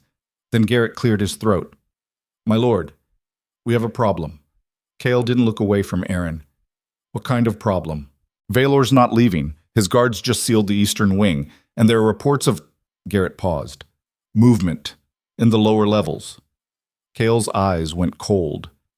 How many? At least 50 warriors, maybe more. He's staging a coup. Looks like it. Aaron's stomach dropped. He planned this. Even if the containment vote failed, he was always going to use it as cover to take control by force. Yes. Kale released her, his body language shifting to something harder. Military. Garrett, mobilize our forces. Lock down protocols, no one in or out until this is resolved. Yes, sir. Torvin, I need your warriors. Already moving, we're with you. Torvin's voice was grim. Valor's overplayed his hand. Whatever he's planning, we'll stop it. Orders flew. Warriors scattered. Within minutes, the council chamber was empty except for Kyle, Aaron, and a handful of guards. Kale turned to her. You need to get to safety. We're safe when the fortress is under attack from inside. The Omega Wing, it's defensible. Mara's there with... A scream cut through the air. Not close. Somewhere below. But the terror in it was unmistakable. Kale's hand went to his sword. Stay behind me. They ran. Down corridors toward the sound. More screams joined the first. Shouts. The clash of steel. They burst into a hallway to find carnage. Bodies, guard uniforms, blood spreading across stone. And standing in the center of it all, his sword dripping red. The third warrior. The one Aaron had healed. His eyes were black, completely black. No white, no iris. Just endless dark. He saw them, smiled. Thank you, he said. His voice was wrong, layered, like multiple people speaking at once. For opening the door. Then he attacked. Kale met him blade to blade, the impact ringing through the hallway. They fought with brutal efficiency, Kale pressing forward, the corrupted warrior matching him move for move. Aaron, run! Kale shouted. She couldn't. Her legs wouldn't move. Because she understood now what had happened. That foreign power she'd channeled. The burning energy that wasn't hers. It hadn't been healing magic. It had been corruption. And she'd pumped it directly into the warrior's body. I did this, she whispered. The warrior heard, laughed. Yes, you did. Thank you for that. He disarmed Kyle with a vicious twist, sending the sword clattering across stone. Then his hand closed around Kyle's throat. No! Aaron's power exploded outward. It hit the warrior like a battering ram, slamming him into the wall. He dropped Kale, who collapsed gasping. Aaron advanced, her hands blazing with golden light. Get out of him, she commanded, the warrior's black eyes fixed on her. Or what? You'll heal me again? Feed me more power? I'll rip that corruption out of you piece by piece. You can't. It's woven too deep. I'm not infected. His smile widened. I am the infection. He lunged. Aaron caught him mid-leap, her power wrapping around him like chains. She could feel the corruption writhing inside him, fighting her hold. Aaron, don't... Kale's voice was hoarse. If you try to heal him now, it'll... I know. She met the warrior's black eyes. I'm not healing him. She pulled. Not gently, not carefully. She grabbed every thread of corruption inside the warrior's body and yanked, tearing it free regardless of damage. The warrior screamed. His body convulsed. Black smoke poured from his mouth, his eyes, his skin. And Aaron pulled it all into herself. The corruption hit her like molten lead, burning, writhing, trying to take root. She held it, compressed it, forced it into a tiny point inside her chest. Then she released it as pure light. The explosion of golden energy lit up the entire hallway. When it faded, the warrior lay unconscious on the ground, his eyes brown again, his breathing shallow but steady. And Aaron stood trembling, her power guttering like a dying candle. Kale caught her as her legs gave out. You're insane, he said. Probably. Her voice was barely a whisper, but it worked. This time, don't... He pulled her close. Don't ever do that again. Can't promise that. More footsteps. Garrett appeared with a squad of warriors. My lord, we've secured the eastern wing. Valor's forces are retreating to... He stopped. Saw the bodies. The unconscious warrior. What happened? Corruption puppet, Kyle said grimly. Valor's insurance policy. He must have known the third healing would leave a seed behind. Been planning to activate it when the time was right. He weaponized her healing. Garrett's voice was horrified. That's evil, yes. Kale stood, pulling Aaron with him. How many more like this are there? Unknown. But if Valor's been creating corruption for months, then he could have dozens of sleeper agents. Warriors who seem healed but are actually time bombs waiting to go off. Kale's jaw tightened. We need to find him, now, before he activates them all. A distant boom shook the fortress. Then another. Explosions. He already has, Garrett said. Chaos erupted. Warriors running, orders being shouted. The distant sounds of fighting echoing through stone corridors. Kale grabbed Aaron's face. Listen to me. I need you to get to the Omega Wing. Barricade yourselves in. Don't open the door for anyone except me or Garrett. Understand? I can help. You can barely stand. And if Valor gets his hands on you, he'll use your power to create an army of those things. His eyes blazed. Please, for once, just do what I ask. She wanted to argue, wanted to insist she could fight. But he was right. She was spent, useless. Okay, she whispered. Kale kissed her forehead. Quick, desperate. I'll come for you, I promise. Then he was gone, running toward the sound of battle. Garrett assigned 2 guards to escort Aaron. They moved through corridors that were transforming into a war zone.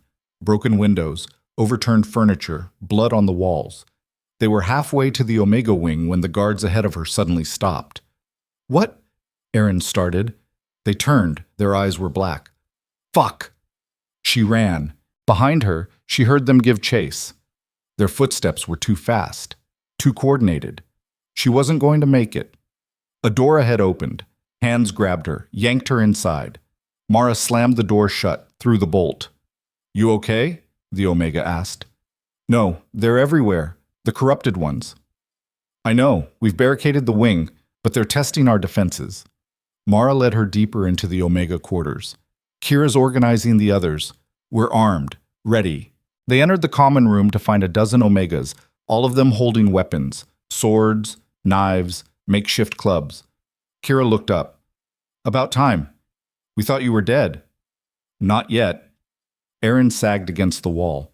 But Valor's activated corruption sleepers, warriors who look healed but are actually monsters. Yeah, we figured that out when 3 of them tried to break down our door. Kira's expression was grim. How do we fight them? I don't know. I could barely handle one. An impact shook the door. Then another. They're coming, someone said. The Omegas formed up, a defensive line, weapons ready, faces set. Aaron looked at them and felt something break inside her chest. These weren't warriors. They were survivors. People who'd been discarded by the system, rescued by Kyle, given a home. And now they were going to die defending it. No, she said. No what? Kira asked. You're not fighting. None of you. Aaron pushed off the wall. Her power was almost gone, but she reached for it anyway. Get to the back rooms. Barricade yourselves in. Aaron! I'm not arguing. Go! Now! The authority in her voice, borrowed from Kyle, from desperation, made them move. Within seconds, Aaron stood alone in the common room, facing the door that was beginning to splinter under repeated impacts. Her power flickered in her palms. Weak, dying, not enough. But it would have to be. The door exploded inward. 5 corrupted warriors poured through, their black eyes fixed on her. Aaron raised her hands and prepared to die fighting. Then a voice behind her said, Not alone, you don't. She turned. Torrin stood in the doorway to the back rooms, a sword in his hand, and behind him, looking terrified but determined, Mira. What are you? Shut up, Torrin said. We're helping. Why? Because I'm an asshole who threw away the best thing that ever happened to me, and I'm not going to stand by and watch you die when I can do something about it. He moved to stand beside her. So here I am, doing something about it. Mira stepped up on Aaron's other side. I'm sorry. For everything. I know it doesn't fix anything, but later, Aaron said. Right now, just don't die. The corrupted warriors attacked. What followed was chaos. Torrin fought with desperate ferocity, his sword blurring. Mira wielded a knife she clearly barely knew how to use but made up for in sheer determination. And Erin burned through the last of her power, hitting the corrupted warriors with bursts of healing energy that disrupted their corruption enough to slow them down. But there were too many, and they kept coming. Erin felt her power gutter, fail. A corrupted warrior's hand closed around her throat. She clawed at it uselessly, her vision darkening. Then the warrior's head exploded. Not literally, but the corruption inside it detonated, spraying black smoke. The warrior dropped, unconscious. Erin looked up. Kale stood in the doorway, his hand outstretched, silver energy crackling around his fingers. "Nobody," he said quietly, "touches her." The remaining corrupted warriors turned toward him. Kale's power flared. "Come on then, let's finish this." They charged. And the Alpha King showed exactly why he'd held power for 15 years. He moved through them like a force of nature, brutal, efficient, unstoppable. His silver energy tore through corruption like tissue paper, dropping warriors left and right. Within minutes, it was over. The corrupted warriors lay unconscious. The Omega Wing was a disaster zone, but everyone was alive. Kale crossed to Erin, pulled her into his arms. "You're okay," he said into her hair. "You're okay." Valor fled, took his remaining forces and ran. Kale pulled back enough to look at her. But he left something behind. A message. What message? This is just the beginning. He's activated corruption seeds across every territory in the north. Unless we can heal them all. His voice cracked. It's going to be a slaughter. Erin's legs gave out again. Kyle caught her, held her up. "How many?" she whispered. "Hundreds. Maybe thousands. I can't. There's no way I can heal that many." "I know." Kale's expression was devastated. "Which is why we need to find the source, the thing that's powering all this corruption, and destroy it before it's too late." "Where?" Valor left coordinates, a location in the deep mountains. Kale's eyes met hers. "But it's a trap. It has to be. He wants us to come." "Then we don't go." "We have to. Because if we don't stop him there, he wins. The North fractures. The corruption spreads. Everything we fought for dies." Erin looked at him, at the man who'd saved her, trained her, protected her despite the cost, and made her choice. "Then we go," she said. "Together. And we end this." Kale's smile was fierce and broken. "Together." Behind them, Torin cleared his throat. "For what it's worth, we're coming too." Kale's gaze slid to him. "You betrayed her." "I know, and I'll spend the rest of my life trying to make up for it." Torin's voice was steady. "But right now, you need warriors. And I'm here." Mira stepped forward. "So am I." Kale looked at Erin. She nodded. "Fine. But you follow my orders. No questions. No hesitation." "Agreed." More figures appeared in the doorway. Mara, Kira, the other Omegas. "We're coming too," Kira said. "Absolutely not," Kale started. "You need healers, support, people who can handle logistics while you're fighting." Kira's voice was iron. "This is our home too. We're defending it." One by one, more people appeared. Garrett, Torvin, and his warriors. Alphas from every delegation.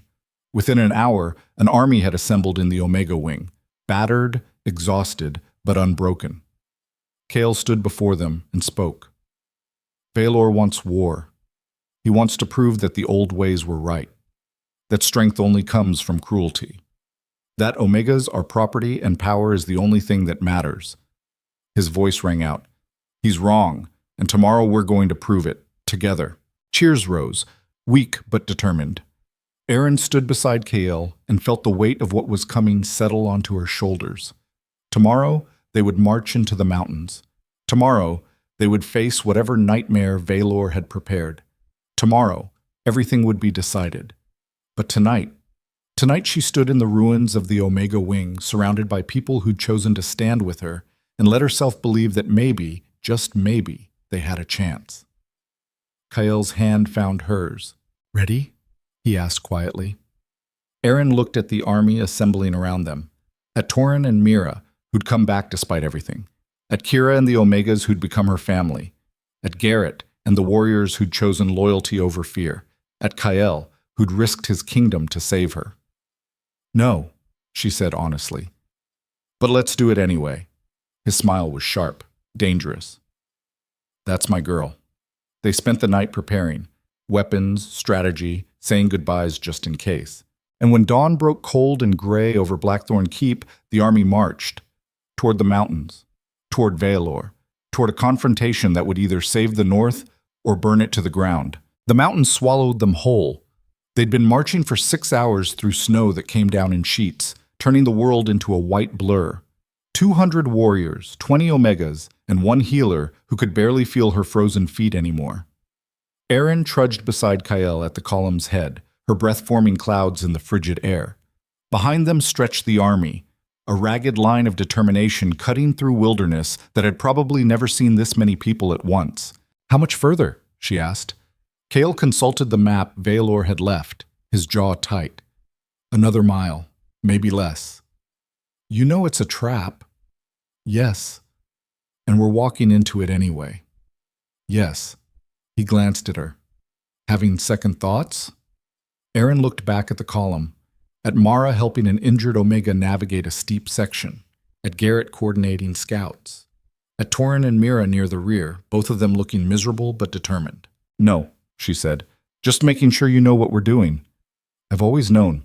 Kale's voice was quiet. "From the moment I pulled you out of that river, I knew it would end here, with impossible choices and brutal odds. And you did it anyway. I did it anyway." His hand found hers, squeezed. "No regrets." The terrain steepened. They climbed in silence, every step harder than the last, until they crested a ridge and saw it. A valley, hidden deep in the mountains. And in that valley's center, carved from black stone that seemed to drink in light, a temple, ancient, wrong, radiating the kind of malevolent energy that made Erin's power recoil in her chest. "That's it," Kale said. "The source." Garrett moved up beside them, his face grim. "I'm counting at least 50 corrupted warriors down there, maybe more in the temple." "And Valor?" "If he's smart, he's inside, using the temple's power to amplify his own. He's smart." Kale studied the valley through narrowed eyes. "Which means this is going to get ugly fast." Torvin joined them. "We could surround the temple, cut off escape routes." "He doesn't want to escape. He wants us to come inside." Kale's voice was flat. "That's where the real trap is." "Then we don't go inside." "We have to. The corruption source is in there. We destroy it, or this never ends." Silence fell. Heavy. Weighted with the knowledge that people were about to die. Then Kira spoke from behind them. "So what's the plan?" Kale turned to face the assembled army. They looked at him with expressions ranging from terror to grim acceptance. "The plan," he said, his voice carrying, "is simple. We hit them hard, we hit them fast, and we don't stop until either they're down or we are." He paused. "The corrupted warriors are slaves to Valor's will. They're not responsible for what they're doing. So when you can, incapacitate instead of kill. But if it's you or them," his jaw tightened, "you survive. Understood?" Murmurs of agreement. "Omegas stay in the rear, healers on standby. If we bring out wounded, you stabilize them and fall back. No heroics." Kira opened her mouth to protest. Kale's glare stopped her. "Erin and I are going inside the temple. Garrett, you're in command out here. Hold the line. Don't let any corrupted escape." "And if you don't come back out," Garrett asked, "then you burn the temple to the ground. With us inside, if necessary." Kale's expression was stone. "The corruption ends today, no matter the cost." The army absorbed that. Then Mara stepped forward. "For what it's worth, sir, it's been an honor." Others echoed her, a ripple of solidarity moving through the ranks. Kale's expression softened fractionally. "The honor's mine. All of you. You chose this. Chose to stand for something better. That matters more than you know." He looked at Erin. "Ready?" She wasn't, but she nodded anyway. "Then let's end this." They descended into the valley. The corrupted warriors saw them coming, formed up in defensive lines around the temple, their black eyes tracking the approaching army with inhuman precision. 50 feet, 40, 30. Kale raised his hand. The army stopped. "Last chance," he called out to the corrupted warriors. "Stand down. Let us pass. We don't want to hurt you." Silence. Then one of the corrupted stepped forward. When he spoke, his voice was layered. Valor's voice speaking through him. "You should have stayed in your fortress, nephew, should have accepted the old ways and lived, but you chose sentiment over strength, and now you'll die for it." "We'll see about that." Kael's hand dropped. The army charged. What followed was carnage. Corrupted warriors met loyal ones in a clash of steel and screams. The snow turned red. Bodies fell on both sides. Erin stayed close to Kael as they fought their way toward the temple entrance. Her power flared with each corrupted warrior they encountered. Quick bursts that disrupted the corruption enough to give Kael's warriors an opening. But there were so many, and they kept coming. Torrin appeared at their left flank, his sword a blur. "Go, we'll hold them." Mira was beside him, her face pale but determined. "We've got this." Kael hesitated for one heartbeat, then nodded and pushed forward. They reached the temple doors, massive black stone carved with symbols that hurt to look at. Kael slammed into them with his shoulder. They didn't budge. "Erin." She understood, placed her hands on the stone and pushed power into it. The symbols flared golden, then shattered. The doors swung open. Inside was darkness, absolute, suffocating, and from that darkness, Valor's voice. "Welcome, I've been waiting." They stepped inside. The doors slammed shut behind them. Light flared, torches igniting along the walls, revealing a chamber that was part cathedral, part nightmare. Vaulted ceilings, pillars carved with screaming faces. And in the center, a pool of liquid shadow that pulsed like a heartbeat. Valor stood beside that pool, his hands raised, corruption swirling around him like living smoke. "Impressive," he said. "I didn't think you'd actually make it this far." "Surprised?" Kael's voice was ice. "Pleasantly so. It makes this victory all the sweeter." Valor smiled. "Tell me, nephew, how does it feel? Knowing you led all those people to their deaths for nothing? They're not dead yet. Give it time." Valor gestured to the pool. "This is the source. Every corrupted warrior, every outbreak, every infection, all of it flowing from here." He paused. "I created it 15 years ago, the day you killed my brother." Kael went still. "Your brother? You mean my father?" "I mean the rightful Alpha King, the man who understood that strength requires sacrifice, that the weak exist to serve the strong." Valor's voice hardened. "You murdered him, called it justice, and I've been waiting ever since for the moment to return the favor." "So this is revenge." "This is restoration. The North was perfect under your father's rule, ordered, disciplined, and you ruined it with your bleeding heart reforms." Valor's gaze slid to Erin. "Bringing Omegas into positions of power, treating them like equals. It's disgusting." "It's the future," Erin said. "It's weakness, and weakness dies." Valor raised his hands. The pool of shadow surged upward, taking form, a massive creature of pure corruption, all claws and teeth and malice. "Kill them," Valor commanded. The creature lunged. Kael met it with silver fire, his power crashing into the corruption in an explosion that shook the temple. Erin dove left, rolled, came up with her hands blazing. She hit the creature with healing energy that made it scream, not sound, but a vibration that rattled her bones. The creature split, became 2, then 4. "You can't win," Valor laughed. "The corruption is infinite. It feeds on fear, on pain, on every dark thought in every heart across the North. You're fighting human nature itself." "Then we'll fight until there's nothing left." Kael's blade sliced through one of the creatures. It dissolved into smoke. But 2 more took its place. They were losing ground, being pushed back toward the walls. Erin's power guttered. She was running on empty, had been since the fortress, and there was nothing left to draw on.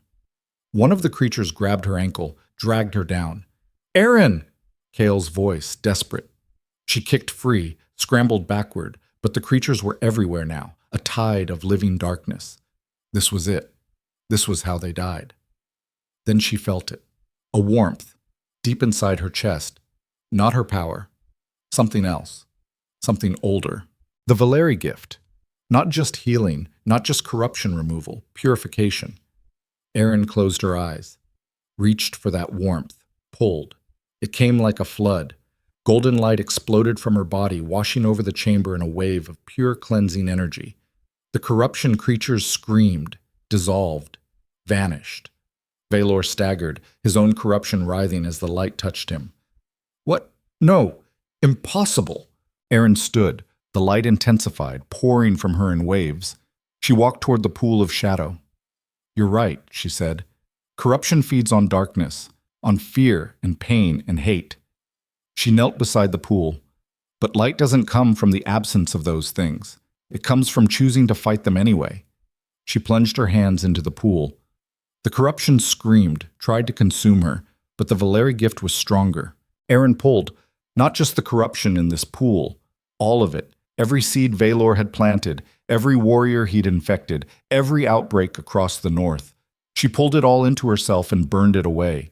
The pain was indescribable, like being flayed alive from the inside out. But she held on. Kael was beside her suddenly, his hands on her shoulders. Erin, stop. You'll kill yourself. I know. Her voice was steady despite the agony. But if I don't, Valor wins. Then we find another way. There is no other way. She looked up at him, smiled through tears.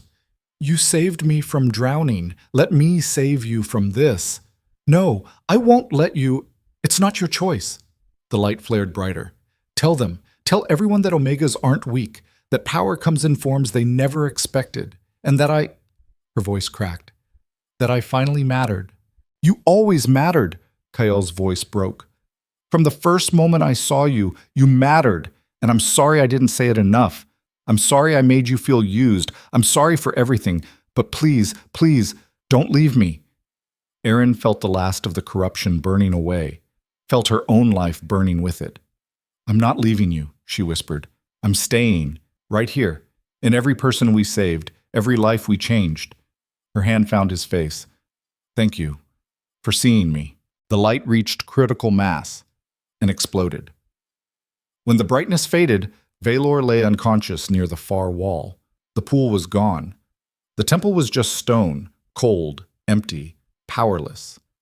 And Erin was still breathing, barely, but breathing. Kael cradled her in his arms, his face wet. Don't you dare die on me. Wasn't planning on it. Her voice was thread thin. Did it work? Yes. The corruption's gone, all of it. I can feel it. He pressed his forehead to hers. You did it. You saved everyone. We did it, she smiled. Together. Footsteps.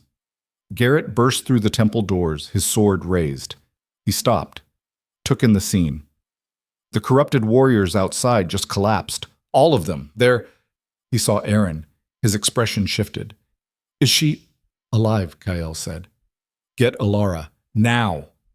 Garrett vanished. Kael looked down at Erin. Stay with me. Just a little longer. Always dramatic, but her eyes were closing. Kael, I'm here. I need you to know something. What? I forgive you. For all of it. The manipulation, the politics, the using me as a symbol. Her hand found his. I understand why you did it, and I forgive you. Kael's breath hitched. I don't deserve that. Probably not, but I'm giving it anyway. She squeezed his hand weakly. Because you gave me something nobody else ever did. You made me believe I was worth saving. You are. You always were. I know that now. Her eyes opened, met his. And I need you to know something too. What? I love you, not because you saved me, not because you're the Alpha King, but because you looked at a broken Omega drowning in a river and saw someone worth fighting for. Tears slid down her temples. That's the man I fell in love with. Kael's composure shattered. I love you too, and I'm going to spend the rest of my life proving you were right to trust me. Good. Her smile was soft. Now kiss me before I pass out, because this is a really romantic moment and I'd hate to miss it. He kissed her, gentle, desperate. A promise and an apology, and a beginning all at once. When he pulled back, Alara was there with half the camp's healers. They swarmed Erin, checking vitals, administering herbs, doing everything they could to stabilize her. Kael stood, moved to where Valor lay. His uncle's eyes flickered open. Black, then slowly fading to gray. "You won," Valor rasped. "Congratulations." "It was never about winning," Kael crouched. "It was about stopping you from hurting more people." "Noble, naive," Valor coughed. Blood flecked his lips. "The North will never change. You can reform all you want, but fear and strength, that's what wolves understand. That's what keeps order." Maybe. Or maybe we've been telling ourselves that lie for so long we started believing it. Kael stood. "Either way, you're done. Guards, take him. He'll stand trial for treason." Warriors moved forward, secured Valor, dragged him toward the exit. As they passed Aaron, Valor looked at her. Something flickered in his expression. "You were magnificent," he said quietly. "In another world, I might have respected you." Then he was gone. Kael returned to Aaron's side. Alara looked up. "She's stable. Barely. But she needs rest, real rest, weeks of it." "She'll get it." Kael gathered Aaron into his arms. "Let's go home." They emerged from the temple to find the valley transformed. The corrupted warriors were waking, confused but themselves again. The army was tending wounded, gathering the dead, processing the fact that they'd survived. When they saw Kael carrying Aaron, a cheer went up, weak, exhausted, but genuine. Torvin approached. "We won." "We survived," Kael corrected. "That's close enough." They made camp in the valley that night. Too many wounded to move immediately. Too much to process. Aaron woke briefly around midnight. Kael sat beside her bedroll, keeping watch. "Hey," she said. "Hey yourself." He brushed hair from her face. "How do you feel?" "Like I burned out my entire magical system and am running on spite and stubbornness." "Sounds about right." His smile was soft. "Go back to sleep." "In a minute." She looked around. "What happened to Valor?" "Contained. Under guard. He'll face justice in Blackthorn." "And the corrupted warriors?" "Healing. Recovering.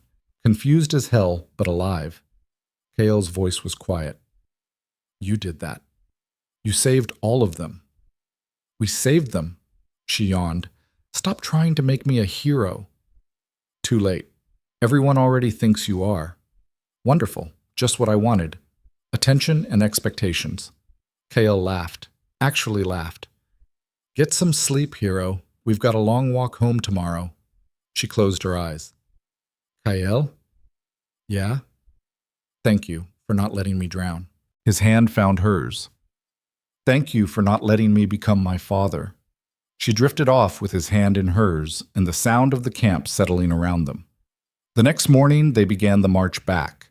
It took 3 days, slow going with the wounded, but they made it. When Blackthorn Keep came into view, a cheer went up from the walls. The gates opened, people poured out, and for the first time since this all began, Aaron felt something that might have been peace. They spent a week recovering, healing, processing. Valor stood trial before a council of alphas, was found guilty of treason, murder, and crimes against the realm. His sentence? Exile. Stripped of lands and title, sent beyond the northern borders with nothing but the clothes on his back. Some called it mercy. Others called it weakness. Kael called it justice without becoming the monster. The corrupted warriors were offered a choice: return to their packs or stay in Blackthorn. Most stayed, grateful to be alive, loyal to the healer who'd saved them. The summit reconvened, this time without hostility. The alphas voted, unanimous. Kael's reforms would stand. The North would change. Slowly, imperfectly. But it would change. And Omegas would be recognized not as property, but as people. It was a start. 2 weeks after the battle, Aaron stood in the same courtyard where Kael had first trained her. Her power had returned. Different than before, stronger, more controlled. The Valeri gift had awakened fully, and with it came understanding she'd never had. She could heal anything now: wounds, sickness, even corruption, though there was none left to fight. Kael found her there, practicing. Watched her make flowers bloom from frozen ground with a thought. "Show off," he said. She grinned. "Jealous? Terrified. You're scary when you're at full power. Good. Keep you in line. She let the flowers fade. What brings you to my garden? Had a thought. Dangerous. Usually. He moved closer. I've been thinking about what comes next. For us. Aaron's heart quickened. And? And I don't want you as my healer, or my symbol, or my political weapon. Her stomach dropped. Oh, I want you as my equal, my partner. He pulled something from his pocket. A ring, simple silver with a moonstone that caught the light. My queen, if you'll have me. The world stopped. Are you? Aaron's voice broke. Are you seriously proposing right now? Seemed like the right time. His smile was nervous, actually nervous. So, what do you say? Want to spend the rest of your life dealing with my trauma and questionable decisions? That's the worst proposal I've ever heard. Probably, but it's honest. Aaron looked at the ring, at Kael, at the fortress behind him that had become her home. Yes, she said. Yes? Yes, you idiot. Of course, yes. She grabbed his face, kissed him hard. But we're doing this my way. No political marriages, no alliances, just us. Just us, he agreed. He slipped the ring onto her finger. It fit perfectly. They stood there in the courtyard while snow began to fall, and for the first time in her life, Erin felt exactly where she was supposed to be. Not because someone else had decided her value, but because she'd chosen it herself. A month later, they married. Not in the Great Hall with ceremony and spectacle, but in the Omega Wing, surrounded by the people who'd stood with them when it mattered. Kira officiated. Mara cried. Even Alara got misty-eyed. Torin and Mira attended. Awkward but present. Their own relationship was complicated, but they were trying. That was enough. When Kael kissed his new queen, the room erupted in cheers, and Aaron thought about the girl who'd walked into a river ready to die. That girl was gone. In her place stood someone stronger, scarier, more powerful than anyone had expected. But most importantly, someone who knew her own worth, not because a king had told her, but because she'd proven it to herself. That night, lying in bed beside her new husband, Aaron spoke into the darkness. Do you think it'll last? The changes? Kael's arm tightened around her. Some will, some won't. Change is messy. Very diplomatic. I'm learning. He pressed a kiss to her temple. But I think we started something that can't be stopped. People saw what you did, what Omegas can be. That changes perspective. Or it scares them into pushing back harder. Maybe both. He was quiet for a moment. But either way, we keep fighting. Together. Together, she agreed.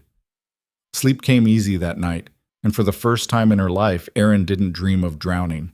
She dreamed of mountains, of battles won, of a future she'd built with her own hands. And when she woke, Kael was still there. Would always be there, not as her savior, but as her partner. Her equal. Her choice. The months that followed weren't easy. Old prejudices don't die quickly. There were protests, resistance, pacts that refused to adopt the new ways. But there were also victories. Small ones. An Omega in Shadow Peak territory who became a healer. An Alpha in the East who appointed an Omega to his council. Progress. Slow, but real. Aaron established a school for Omegas who wanted to learn healing, who wanted to discover if they had gifts waiting to be unlocked. Dozens came. Some had power, some didn't, but all of them learned that their worth wasn't determined by anyone else. Kael's reforms continued. The North transformed, not into paradise, but into something better than it had been. And through it all, Aaron stood beside him. Not behind, not subordinate, beside. As queen, as healer, as the woman who'd looked death in the face and chosen to live anyway. 1 year after the battle in the mountains, Aaron stood on the balcony where Kael had once brought her in the middle of the night. The same balcony, the same view. But everything else was different. Kael joined her, wrapped an arm around her waist. What are you thinking about? He asked. That night, when you found me in the river. She leaned into him. I was so sure my life was over, that there was nothing left worth fighting for. And now? Now I can't imagine having missed this. Any of it. She turned to face him. Even the terrible parts, because they led here. To a freezing balcony in the middle of winter. To you, to us, to knowing that I matter. Her hand found his chest. To being seen. Kale's expression softened. You've always been seen. I just helped you notice. Liar, but I love you anyway. I love you too. He kissed her forehead. Come on, it's freezing. Let's go inside. They turned towards the warmth of the keep. Behind them, the mountains stood eternal, silent witnesses to everything that had happened, everything that would come. And in the valley where the temple had stood, spring flowers were beginning to bloom through the snow. Impossible, people said. Magic, others whispered. Hope, Aaron knew, because that's what she'd learned in the year since drowning, that impossible things happen every day. That magic exists in choosing to fight when surrender seems easier. That hope isn't naive optimism. It's a stubborn refusal to let darkness win. She'd been discarded, broken, told she was worthless, and she'd proven every single one of them wrong, not because she was special, but because she'd decided to be. And that, more than any power or title or crown, was the real magic. The choice to matter, the courage to be seen, the strength to say I survived and mean it. Years later, when historians wrote about the transformation of the North, they would point to that summit as the turning point, the moment when old ways began to crumble and new possibilities emerged. They would write about the Alpha King who reformed his empire, about the battles fought and won, about political maneuvering and strategic brilliance. But they would miss the real story, the story of a woman who walked into a river ready to die and walked out ready to live. The story of an Omega who became a queen not through marriage but through proving her worth on her own terms. The story of two broken people who found each other in the darkness and chose to build something better. That story wouldn't make it into the history books, but it lived on anyway. In every Omega who stood up for themselves. In every Alpha who recognized strength in unexpected places. In every person who looked at the old ways and said, we can do better. And late at night, when Aaron lay beside Kale in the quiet darkness of their chambers, she would sometimes think about that girl in the river, about how close she'd come to giving up, about how a single choice, his choice to pull her out, her choice to stay, had changed everything. She would think about Torin and Mira, who'd found their own complicated peace, about Violor, exiled but alive, a reminder that mercy could be stronger than vengeance, about the corrupted warriors, healed and whole, living proof that redemption was possible. And she would smile, because she'd learned the most important lesson of all, that your worth isn't determined by who wants you, it's determined by who you choose to become. And Aaron Vale, once discarded, once drowning, once worthless, had chosen to become unforgettable, not because she had power, but because she'd learned to wield it with purpose, not because a king had saved her, but because she'd saved herself. And in doing so, had saved countless others. That was the real story, the one that mattered, the one that would echo through generations, not about kings and battles and political reform, but about a woman who refused to drown, and in refusing, changed the world. The end from... Thank you for staying until the very end. Aaron's journey from a riverbank to a throne proves that our worth isn't given, it's claimed. If this story moved you, hit that like button one last time and drop your city in the comments. Let's see how far this tale of survival and strength has traveled. Remember, you're never as powerless as they tell you. You're never as broken as you feel. And sometimes, the best revenge is becoming everything they said you couldn't be. Until next time.